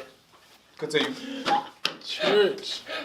Nah, I feel you. Then I feel you. The way she carried it, bro, was 100. Yo, I mean, pussy and facts. booty tonight. One facts, my girl. Like, yeah, she carried it 100. Yeah, and guess what? Yeah, she had it. Now, and the reason she did not friend him, she's giving him a chance to now respect her and still support the business. Now, if he continues to violate and she don't block him, maybe she does like the attention. But as a man, how do you feel? You like, yo, how do you gauge that? Like, yo, I want her to have all the fans to support her and run her algorithms up. But what I don't want is to leave a nigga that disrespected us, our relationship, in the slightest bit to feel like it's cool and go unchecked. That's my thing. She checked him though. She checked him. Yeah, it's a business. Like you know how you let's say you have your private page and y'all got business accounts where y'all do y'all business for the hooligan accounts. Yeah. It's like that. Like she had a regular stuff, but not putting her business. Like most females, they do something extra. They got their personal jump and they got a business jump or whatever the case may be. Now a female might be looking at it like, yo, man, this dude thirsty, he a fan. I'm gonna use him for his algorithm purposes. He gonna run my shit, and I get that. But it becomes a point where it's like, all right, dude might be disrespecting us now, or the fact that he know you trying to be you in a relationship. I feel like he disrespecting you. It ain't even about him insecure. It's about I feel like this dude is disrespecting you now. So I don't want to let it fly. But the way she handled it, she put him in check.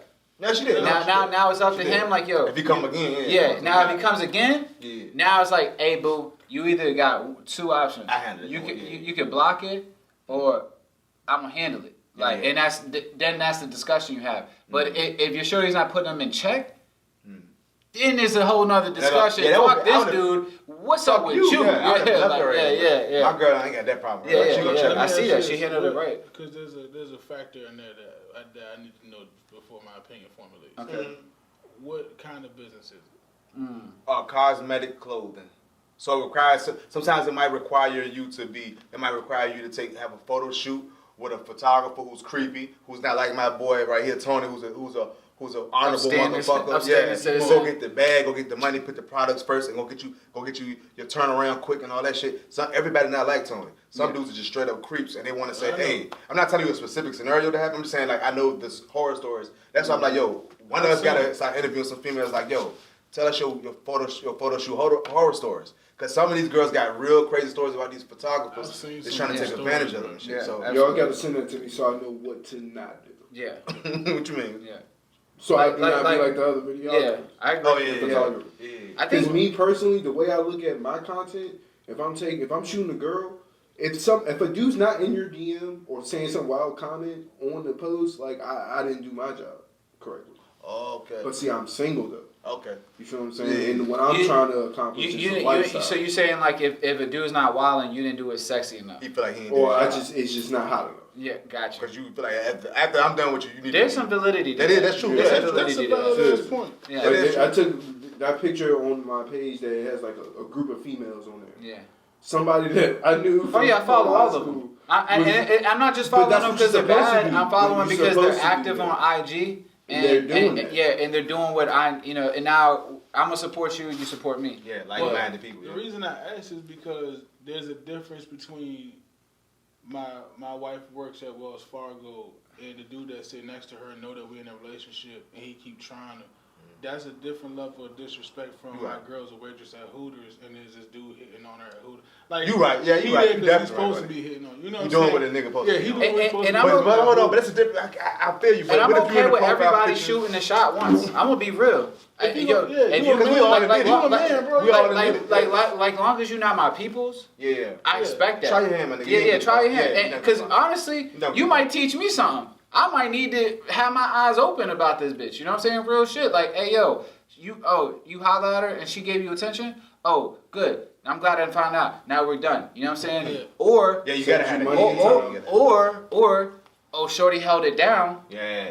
Let me clap for this. Yeah, yeah. I knew I was right about you. I knew my mom was right about you. Tonight. Yeah, all of that. Yeah, Yo, you getting the whole shebang. So it comes full circle. It comes full circle for sure. But it's tricky though, man. It's a tricky thing because society will tell men that we aren't allowed. Now, how y'all feel about going through? Like, I'm not saying I did this or whatever. I'm doing this. I've gone through phones.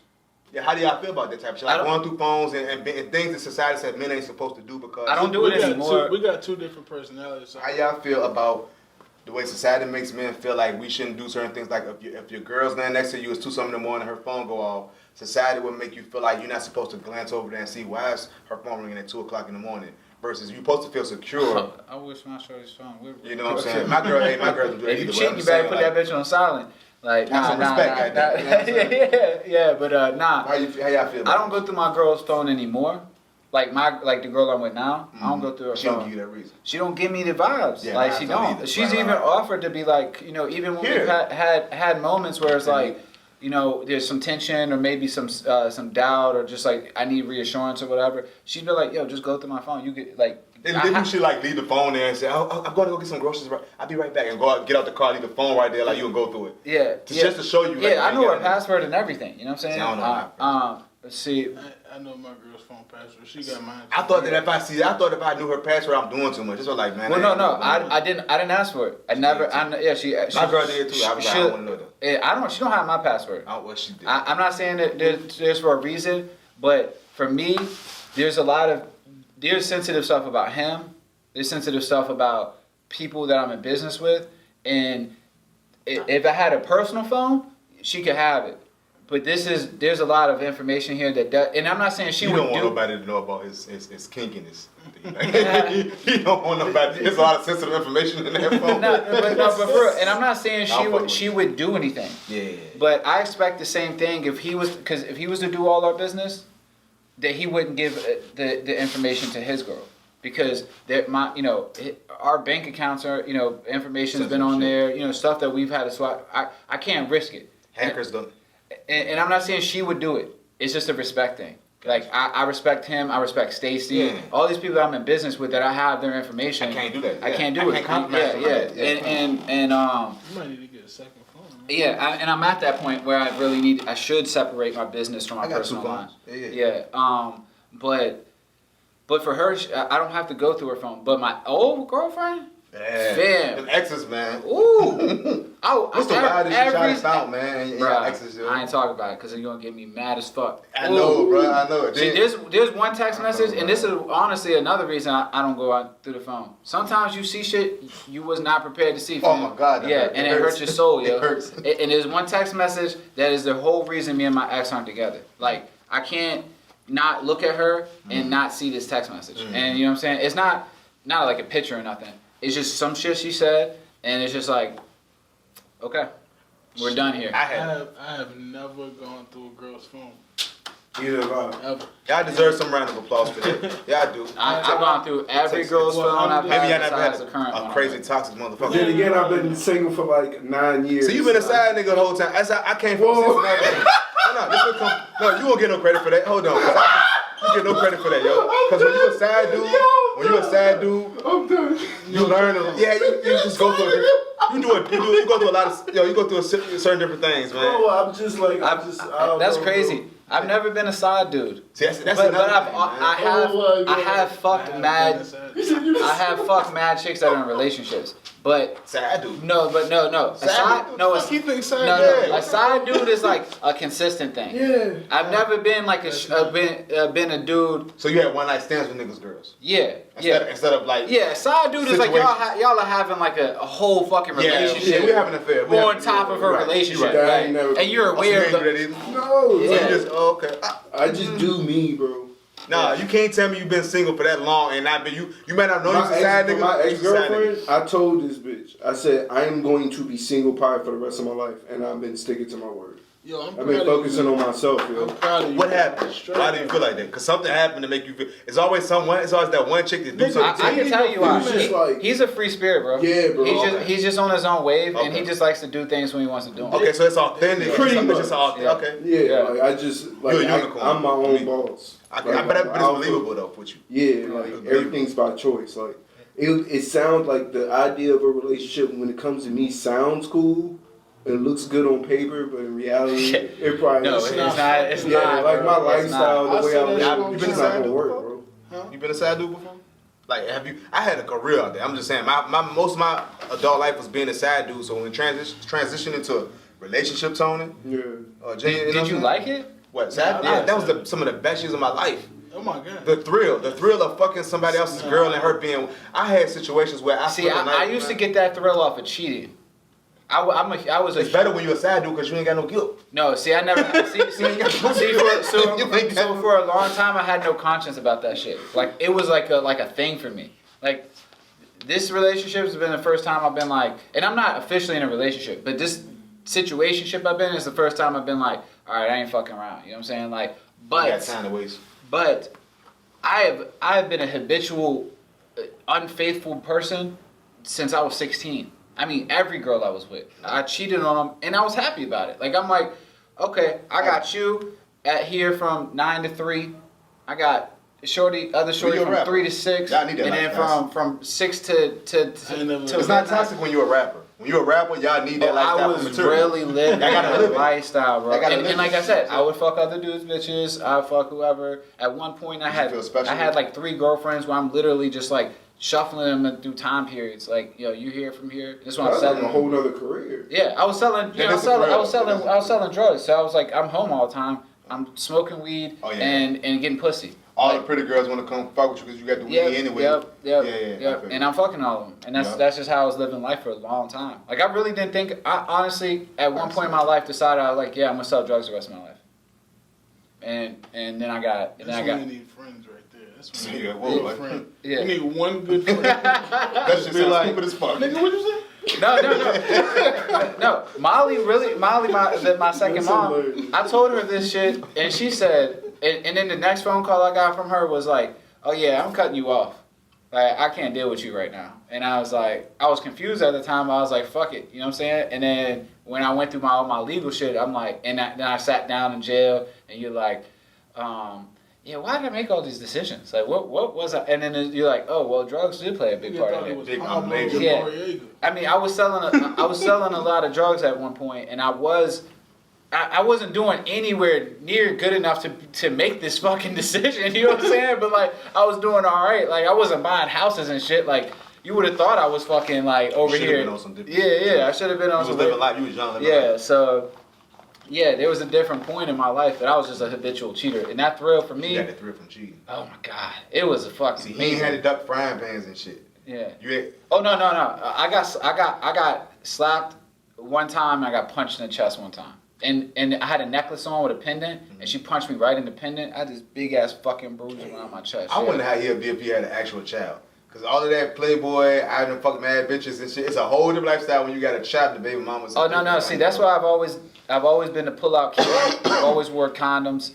Like, yo, I've actively made the decision of like, yo, I'm not having a kid yet, because when I do have a kid, yo, I'm super daddy. Yo, fuck everything else. Like, first comes like me being super daddy. You know what it's like to not have it. Exactly. The same. That's what it was going. That's exactly what fatherhood is. When you ain't had it, that exactly what it was for me. When I had my child, it was overly like father. Like, yo, my mom would be like, yo, can I take him to the beach this weekend? No, cause I might feel like you might gonna get in an accident. Right? Yeah. It's just that paranoia. Yeah, of it like is. you're gonna be Yeah. overly like father. I'm like, still protective. debating if I'm gonna leave my kid with anybody. Like, you Yo, know what that's I'm real. saying? That's real shit. You Yeah. not gonna trust me. You gonna go Yeah, through that shit. Like, yo. it's gonna be tough. You know what I'm saying? Because it's just like, yo, who do I really fuck with enough to leave my kid with? You know what I'm saying? Like it's one thing leaving a whole bunch. You know, like something else. Like my kid though. I don't know. I like you, but not that much. Yeah. Like, crazy world. I'm rearranging schedules and figuring out how to like get 2 people to work back and forth on different schedules with one car, because like, nigga, literally the way that, And I know some of it's to blame on social media because social media just makes everything seem like it's inflated because it's in your face all the time. Yeah. Right? We used to get bits and pieces of information here and there. So social media has a way of making things that have been going on forever seem like they're concentrated during a certain period of time, like police brutality. Yeah. Black people know police brutality has been going on since slavery. Yeah, I mean, but it seems more, literally since slavery. But it seems more concentrated during the time period where it seems like media wants it to be. Especially when a new era of kids is coming up seeing this shit, like, oh, what the fuck is? They don't know this shit. It seemed like it did seem like a big break between like the '90s when you hear about, was it Rodney King? Yeah, then it went away. Yeah, it's going away now. You don't see no police shootings like. It didn't go away. That's the thing. It never did. I'm just saying, there seems like nothing happened between Rodney King and fucking Trayvon Martin. You know what I'm saying? Like it seemed like a big ass fucking it seemed like police brutality was where these like. And I know Trayvon was George Zimmerman, not the cops, but that's kind of what sparked. Yeah, same.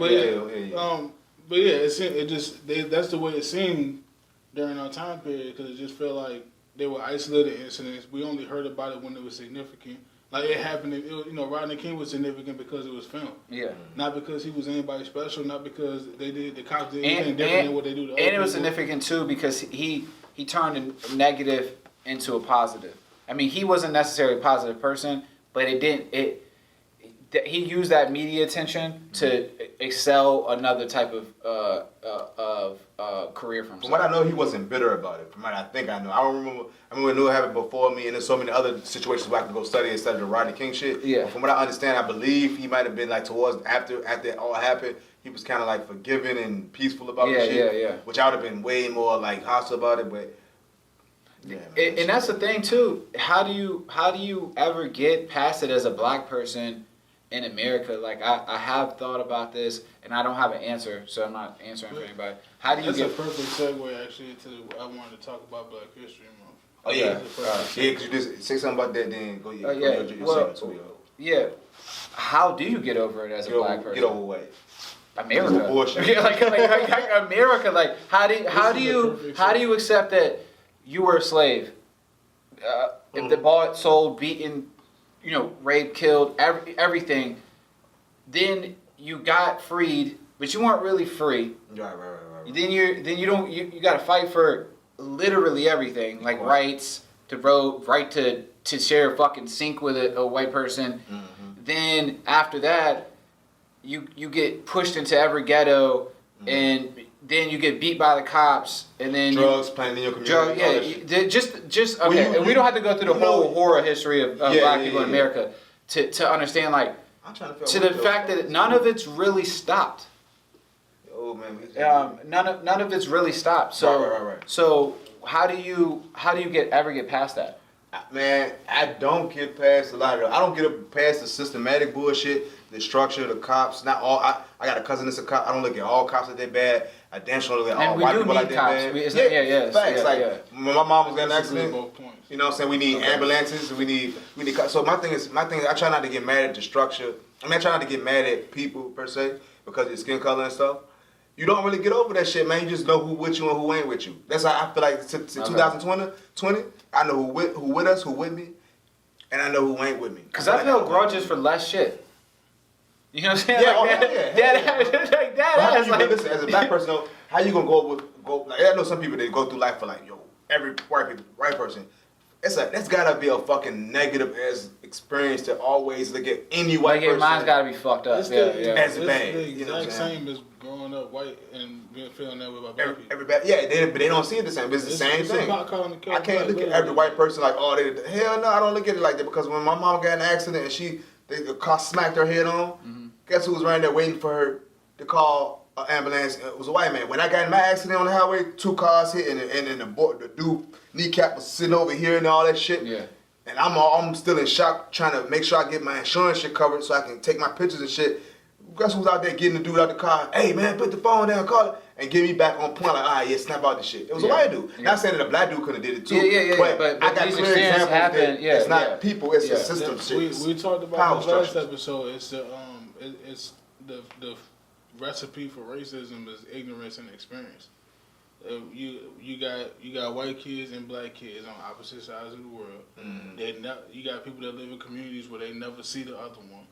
The only portrayal they have of the other races was portrayed in the media and what their experiences are. And one or two bad situations that they might have had that prove that stereotype. Like, yo, you're right. They already got this stereotype because they. That's true. There's always two experiences. They're uneducated only because they don't know anyone personally.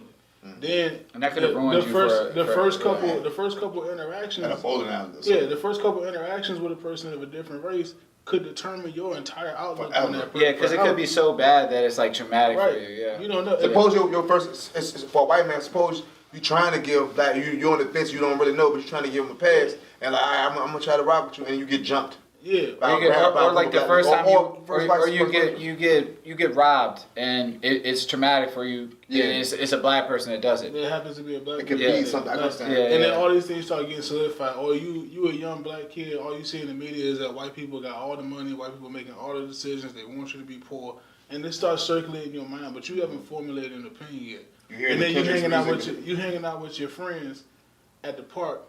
And a cop pulls up on you and start asking you all these questions even though you ain't do nothing, and he beat the shit out you. And it's a white dude. Now, this idea of cops, white people. Nothing you can tell me at that point. I made my mind up now. Yeah. And now you got these two people that grow into adults, and now they raising kids. And they raising kids. And we got generation after generation of bullshit. The same thing's crazy. The same thing says the problem could also be the solution. Exactly.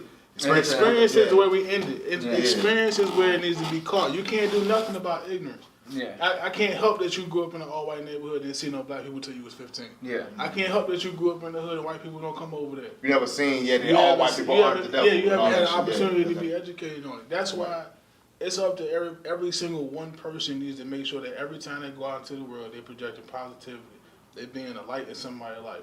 They're doing everything they can to move in a positive direction, no matter who it is, no matter who you're around. If you can hold the door for somebody, hold the fucking door. You don't know what that person doing.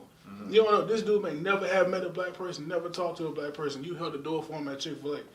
Or he might have been thinking that he knew black people until he saw you hold the door before, like, damn. And like, it completely changed black people don't got respect and shit. I think about that shit all the time, especially older. That's why a lot of times we do shit like older white people. Well, that's how Tay is, and I think part of it is good, like you said, because he's definitely projecting. Everything can be toxic. But part of it's toxic because Tay overtips.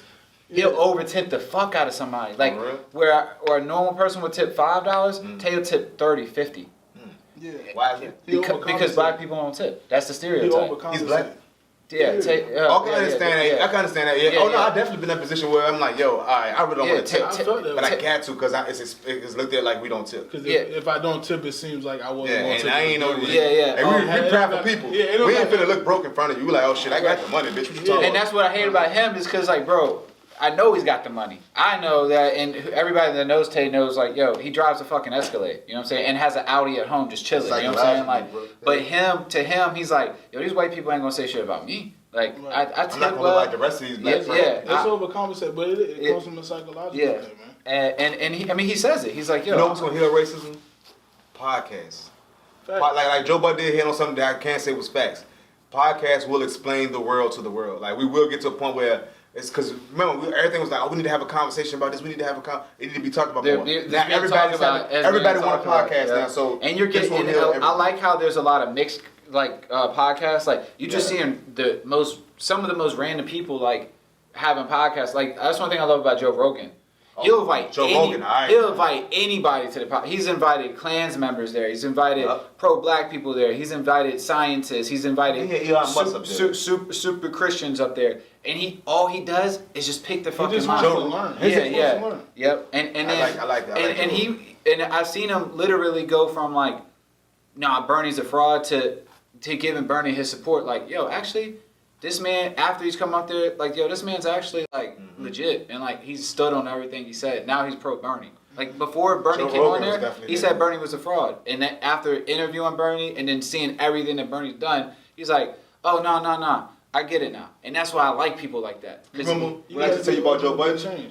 I should have been on Joe Rogan back then. Because Joe Rogan, Nowadays, I can put up a Joe Rogan joint right before I go to sleep and just listen to him as I go to sleep. Yeah. Because the man's so fucking logical and so free-spirited and open to hearing your side of the story. Yeah. Man, that's all I be wanting. I can't help but to be drawn to that type of shit. That kind of person just need to be copy and pasted through all of us, bro. Yeah. Like, the kind of person that can it's okay to be strong in your ideas, but if you can't be influenceable, if you can't be malleable in any way, open-minded, you might as well be dead because you're not growing, you're not changing. And that's the biggest thing to me. If you're not progressing, what the fuck are you doing? Why are you like here? you're taking up space. like you breathe the air I could be using to do Did you something see the positive. Joe Rogan joint where he was talking to the dude who was on death row? He was had a brother conversation with this dude, white dude who was on death row, who was there innocently. Because not just black people, no, we do get fucked over. That's just facts. But it's white people that get fucked over. The judicial system is fucked. It's just fucked over for, you know, it was meant to fuck over black people, but it also fucks over white people too. Fucks over everybody. It fucks over white people that fall below a certain income line. Yeah, that bingo. Yeah, it affects us. Human motherfuckers that are poor. It affects up there. Yeah, it affects us. So that's the only time skin color don't really matter when it comes to class. Like at the end of the day, if you got money, you're getting out of it. I mean, look at OJ, and everything. Like, everybody. Thing is different people. You could be different. Money gonna get you out of that shit if you got enough of it. But I forgot what I was saying. But fuck it, y'all carry on. You talking about the dude on death row? Oh yeah. So the white dude on there was talking about death row, and the reason why I was watching it was interesting. So I'm like, damn. Usually I know about black dudes who've been done wrong and all this shit. Here's the white dude telling me about his experience or whatever. And the dude was just talking about his experience. It was fucked up, man. If you go look this shit up and read and watch it. His experience was so fucked. Like, man, was so, everything that happened to him, man, in life was cruel as a bitch. Like, god damn, when the fuck was this break? And the whole time Joe Rogan watching, listening, you know what I'm saying? He in between looking at the man, also having his eyes closed, picturing. Like, we'll have camera cuts to it where, you know, you'll see Joe Rogan, he's just right there with his eyes closed while the dude talking. Picturing what the fuck that man's explaining, like, yo, I was getting beat. I would go into the cell and they would beat me if I didn't fight the other inmate because it was entertainment for the and if I didn't fight him, they'll smash my head in this and third. And they cut over to Joe Rogan, man, right there was the ass closed picturing that shit. That shit meant a lot to somebody like me. Cause I'm like, yo, you're not just here to get clicks. You here, why that man there? You not even the camera, not even there to you. You actually having a therapy session with that dude, like, yo, I'm here with you, bro. Like, what the fuck did you and he said in multiple episodes, like, he doesn't do other things because this is like fulfilling him. Like he's got. He called me a comedian. Yeah, I mean he does that. He does the MMA thing and he does this. He's gotten opportunities to be in big movies, you know, this, that, and he doesn't do it because it doesn't fulfill him. Mm-hmm. Like he does this, like this is his main thing because it fulfills him. Like the MMA thing fulfills him. The comedy thing fulfills him. And you could just tell he's just like a legit fucking person. Like you kind of want to be like him. Logic wins with him. Yeah. Like, and it's just like, you know, he's even said like, yo, he wasn't planning to have a kid or planning to get married, but it happened, and you know that he's dealing with it. Not saying like he doesn't like it, but it's like some things in life, even if you like them, you still got to deal with them. You know what I'm saying? Is the most free thinkers are the biggest free thinkers atheists to y'all? Because I do feel like a lot of free thinkers who got that free spirit where they just listen to the best logical explanation, they don't necessarily be a religious person. I don't want to go straight atheist, but I would say they don't identify with they don't identify with religion. Okay. Because I feel like I'm on that spectrum, but I know there's I'm not an atheist. Gotcha. I believe there's a higher power though, and we're gonna have a discussion about that one time. But that's gotta be its own. Yeah, that's its own episode. I need to explain myself, but I know there's a higher power. I have a relationship with God, but I don't believe in religion. The format in which to get to God. Yeah. So all right, we're about to wrap this up. Let's get to your Black History Month. Yeah. Before we wrap up. Not your Black History Month. You know, Black. Well, you know what? I'm going to declare it today. This is my version of Black History. Okay, let's do it. Mm-hmm. I am done being a freed slave. Okay. I'm now 30 years old. I spent 13 years of my life in public school being told every single year that the best thing I've ever been is a freed slave. That was the biggest accomplishment me or any of our other ancestors. The only thing that me and my ancestors have ever been good at is allowing the white man to allow me to live a regular life. It is 2020. Okay. There have been millions upon millions upon millions of black people all over the world doing amazing things, changing the world. Been doing amazing things. Even when Americans African Americans were slaves, they were still great. They were still black doing great people things. all across the world doing amazing things. I almost feel like we're being publicly oppressed, disguised as a celebration. Black History Month. Black History. February. I feel like Black History Month is being used and has been being used.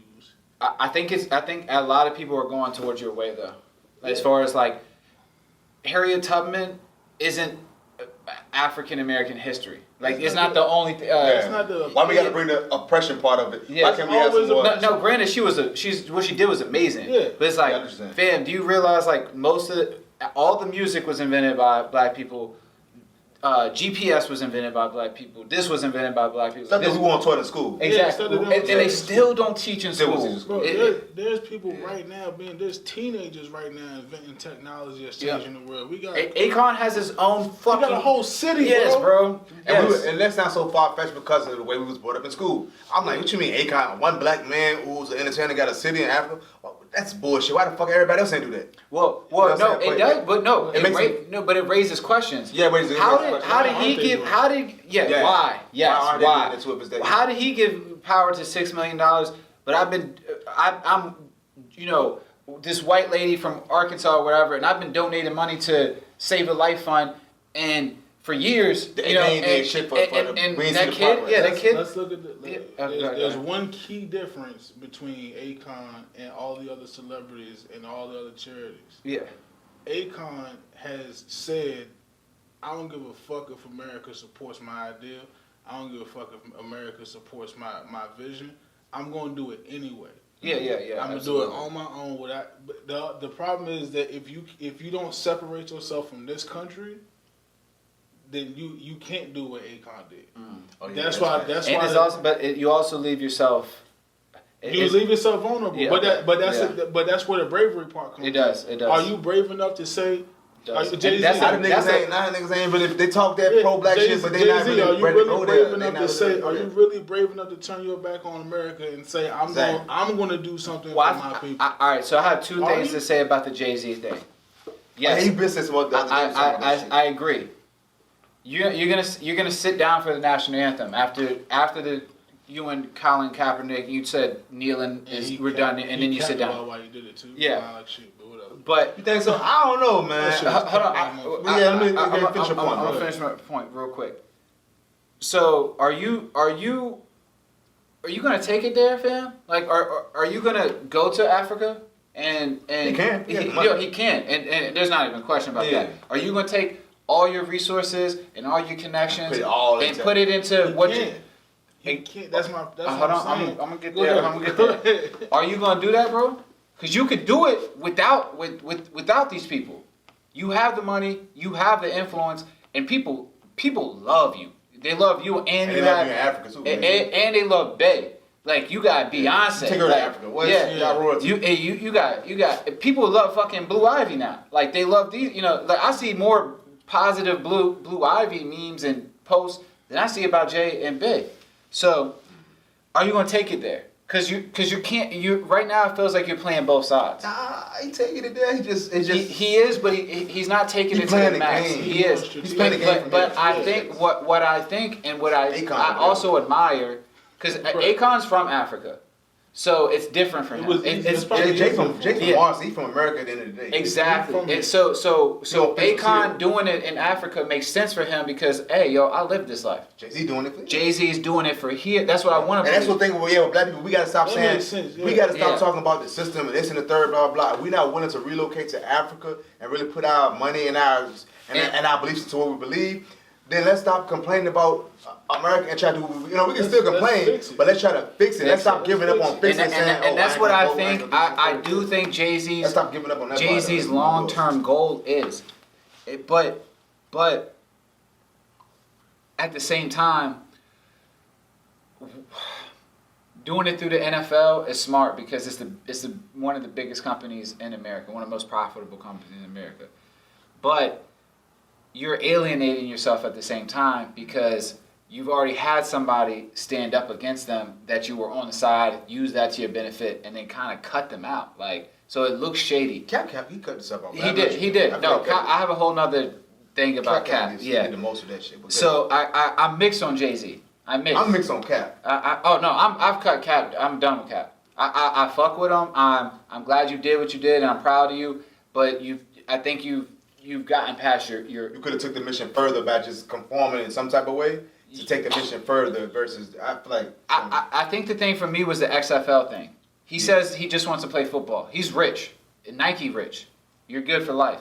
They made you the poster boy. They've given you millions and millions of dollars. They've gotten behind your message. Nike pissed off mad white people.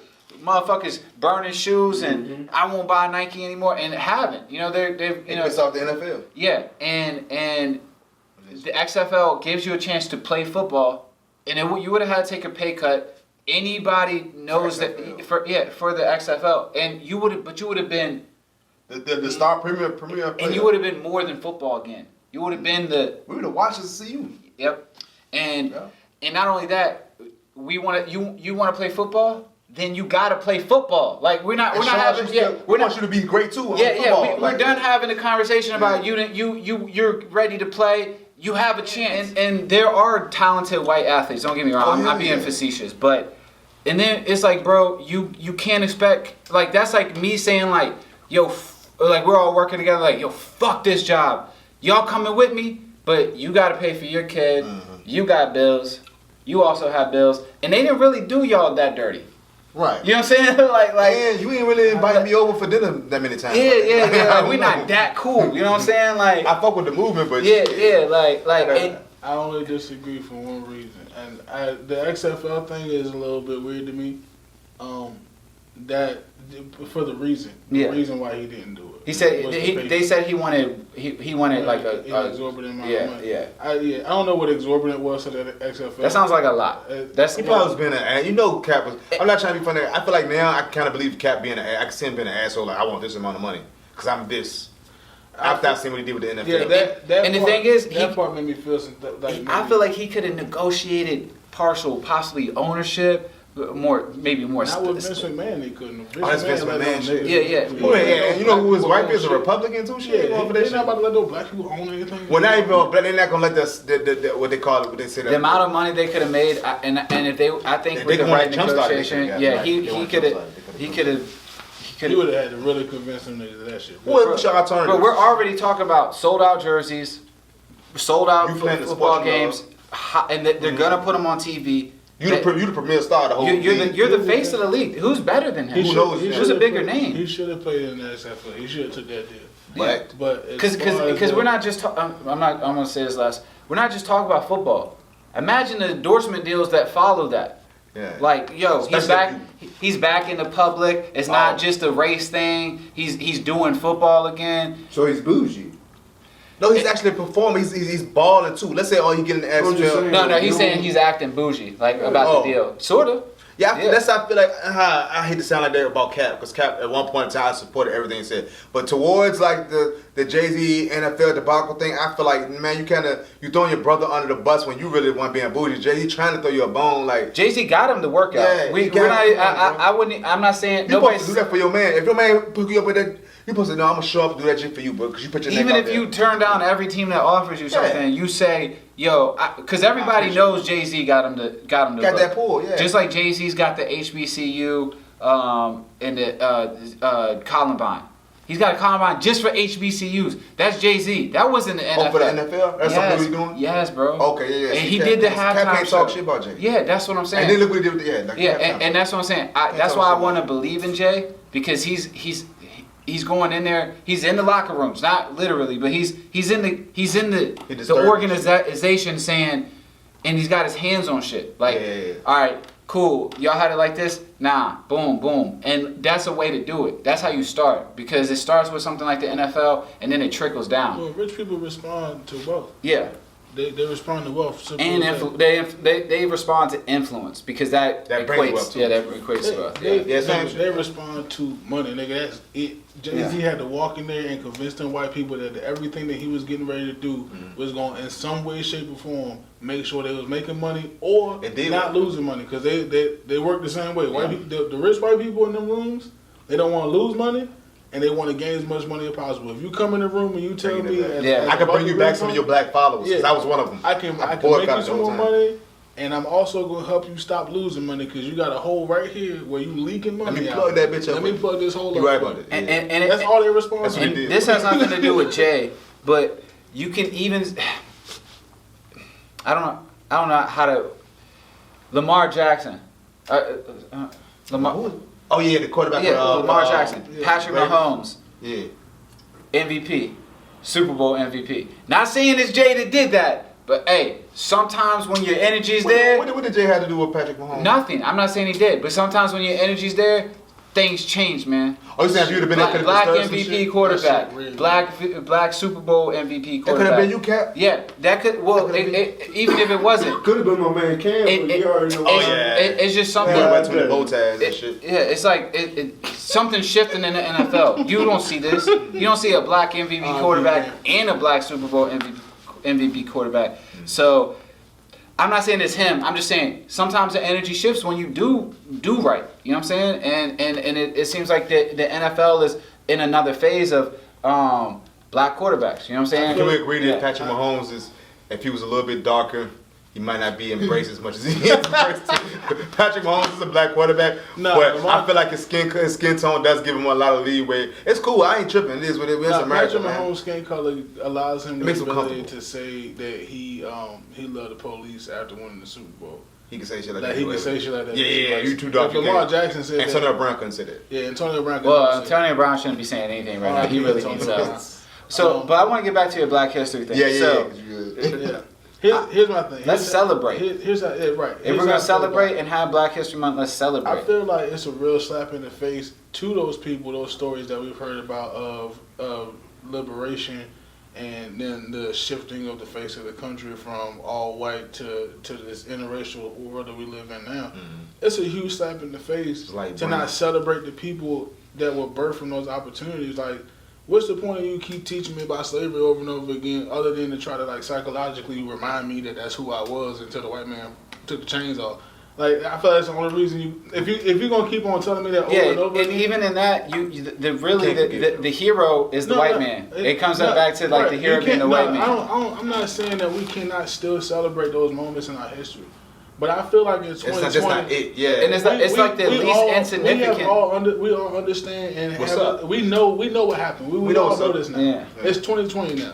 Where there's generations of people between when Martin Luther King died and today now. Mm-hmm. There's generations. To Kanye, Martin Luther King to Kanye. So right. That's a long time, bro. And if you look at it, the contributions of blacks in America, being freed is the least significant. It's the smallest thing. Like all the shit y'all done. It's a big thing, but I see as far as we can't claim it as an accomplishment because we just got freed. We done so much more. What I mean is like y'all's contribution to America. If anything, the slavery, y'all contributed more to that because y'all built the farms, y'all built the country. Country. So it just seems like the freedom part is like just another way for the white man to be like. What's the? Oh, I understand the way though. I feel what you're saying. What's the point in only celebrating? That in the least. Being freed or integrating schools if you're not gonna celebrate the fact that black kids are graduating from MIT right now. Or what Bron's doing. Or LeBron, like, you know what I'm saying? Like what? Like if we're being real, Bron's doing more than, and this is not a way to shame other people. Mm-hmm. He's doing more for the black community than maybe Martin or Malcolm did. He's sitting here putting kids through school, but he's in a bad. Yeah, I was about to say he's in a bad position. There would be no LeBron if it wasn't those. Yeah, I know what you're saying. But that's a good connection though. Yeah, we should celebrate it. We should celebrate Martin Luther King and Malcolm X. But there's no reason that just because we know we can see LeBron James today and we can feel him and touch him and talk to him. That automatically means that he's not a part of history. And pray to God he doesn't doesn't die for all the stuff that he's done, like Malcolm. And that's another thing too. All the heroes they try to push the narrative on, they end with death. Yeah, they end with death. They end with death. Assassination, slaughter, all that. From a white man. From a white man murdering. Yeah, and even some of the great white people who JFK. That's my point. Same thing. Well, someone said it's the mob though. Well, no. I mean, That was the union. That was the union Podcast thing. about that one. Yeah, that's what we can have. A conspiracy. Yeah. We can really touch some conspiracy theories if you want to. If you want to talk about some conspiracy. so there's so much. All the people that seem to really want to elevate and change the world, they do end up in like, because the status quo has to remain the same. To the higher ups, they want the status quo to remain the same. It So used to be easier to kill prominent black people and get away with it because of the way the government was structured. Now it's a little bit harder. Now you gotta assassinate their character or their pockets. Yeah. Well, and honestly, that's why I love LeBron off the court. Like I love LeBron as a player. Don't get me wrong. But off the court, the greatest athlete that ever lived. He's not giving them nothing. He's not. There's no. You never hear a negative story about him off the He court. has no blemishes on him. No, bro. And he does it with class. That shit is crazy. He does it with class. Yeah. Like yo, just straight up like smile on his face, and it's no sellout or. I just wish he just didn't cry as much, bro. Yeah. That's the No. wrong reason. We're not. I'm not gonna talk about his play as a What's player. more to whine to the referees or Just cry in like general, tears? bro. Like I just be seeing tears coming from his eyes too much. Man, he only cried when he won a chip for Cleveland, man. All right. I ain't seen. I'm not gonna talk about him as a player off the court though, because I have a different opinion about him. I don't think he's the greatest ever on the court, but that's a whole. We'll have a debate about that one day. Off the court, who we thought Tiger Woods should be, Right. you know, who we thought Michael OJ. Jordan should be, Yeah. OJ should be, who we thought all of these great black Yeah, King that's facts, Griffey, like all of Facts. these. Transcending players. And Yeah, shit. yeah. And they didn't.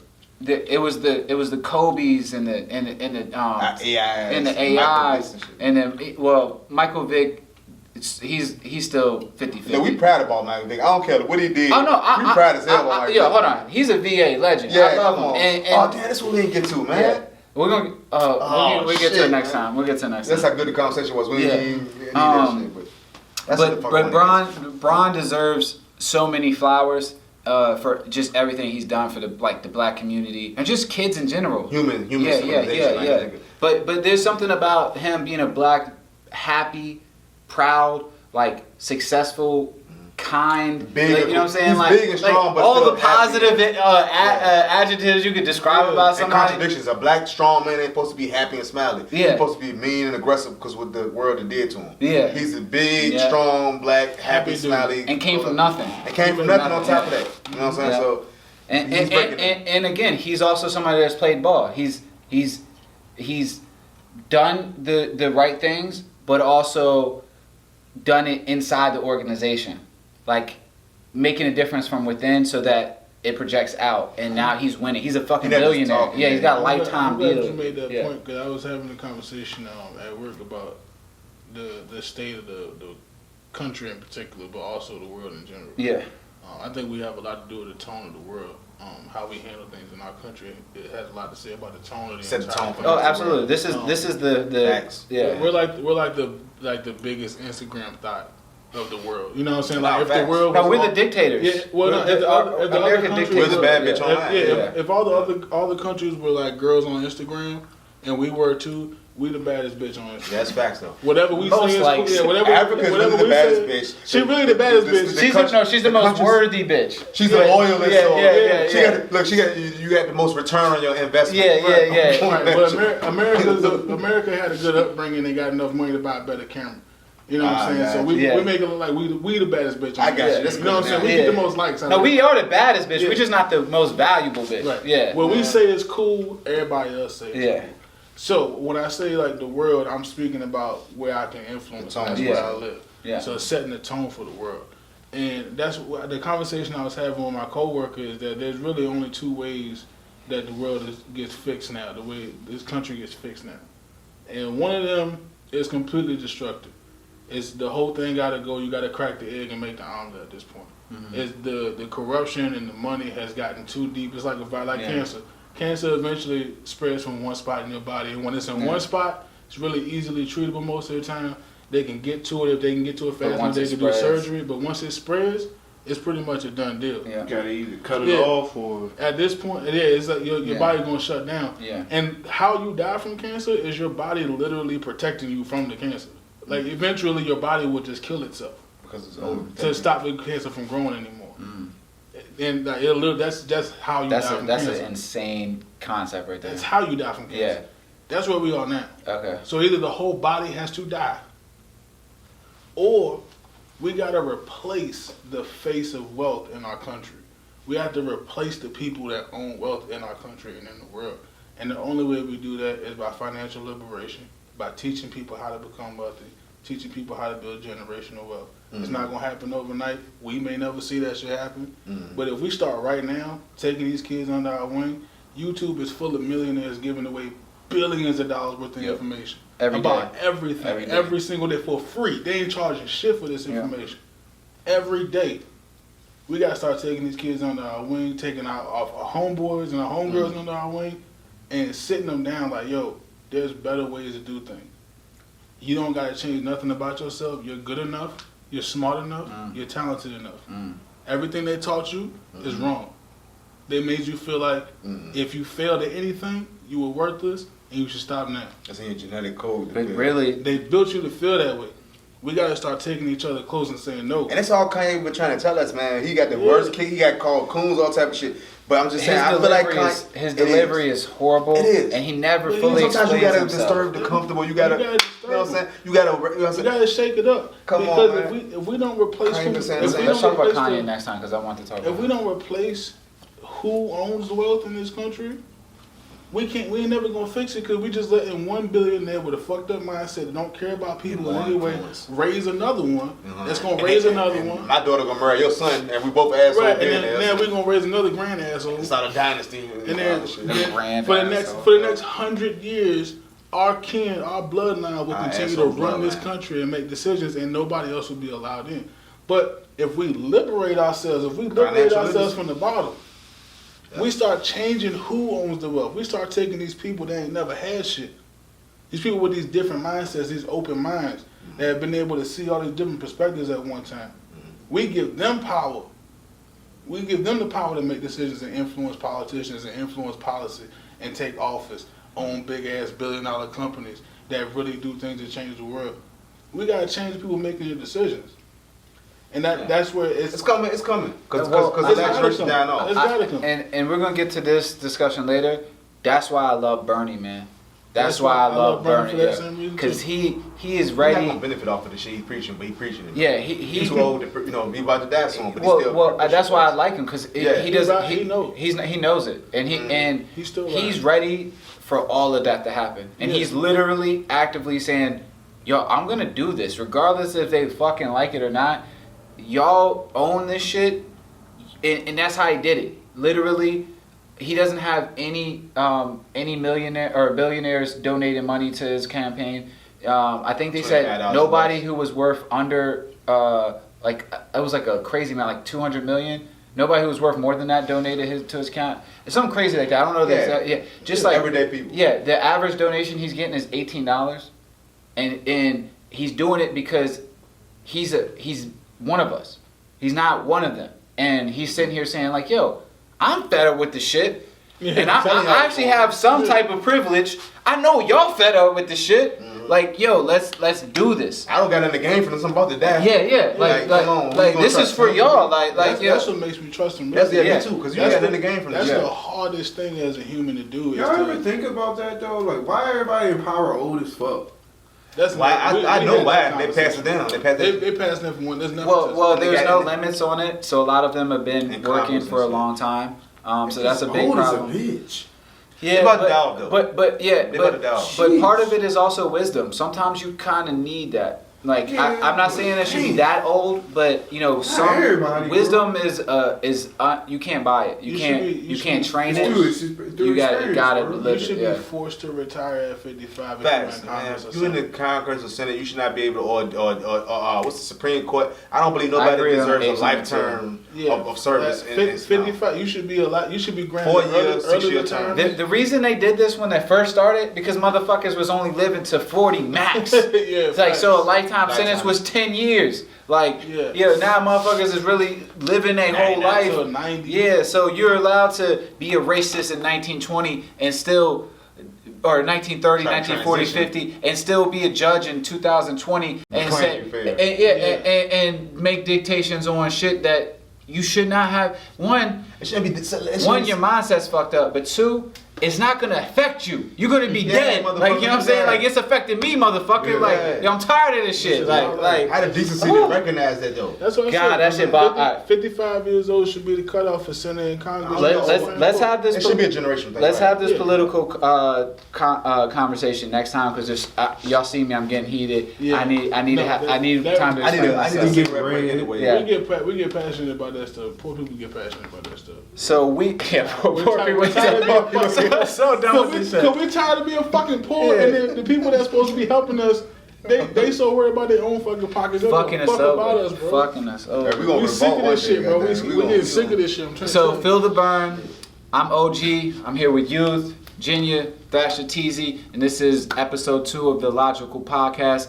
Look below, subscribe, like, comment. Tell us how wrong we are. We trying to hear you. And if you like what we're saying, tell us how right we are. We love that too. We only gonna get better. So Yeah. we don't and mind also hit the feedback. bell so you know when we drop episodes. Ooh, I like that. Have a good day. I think I'm about to say something stupid, y'all.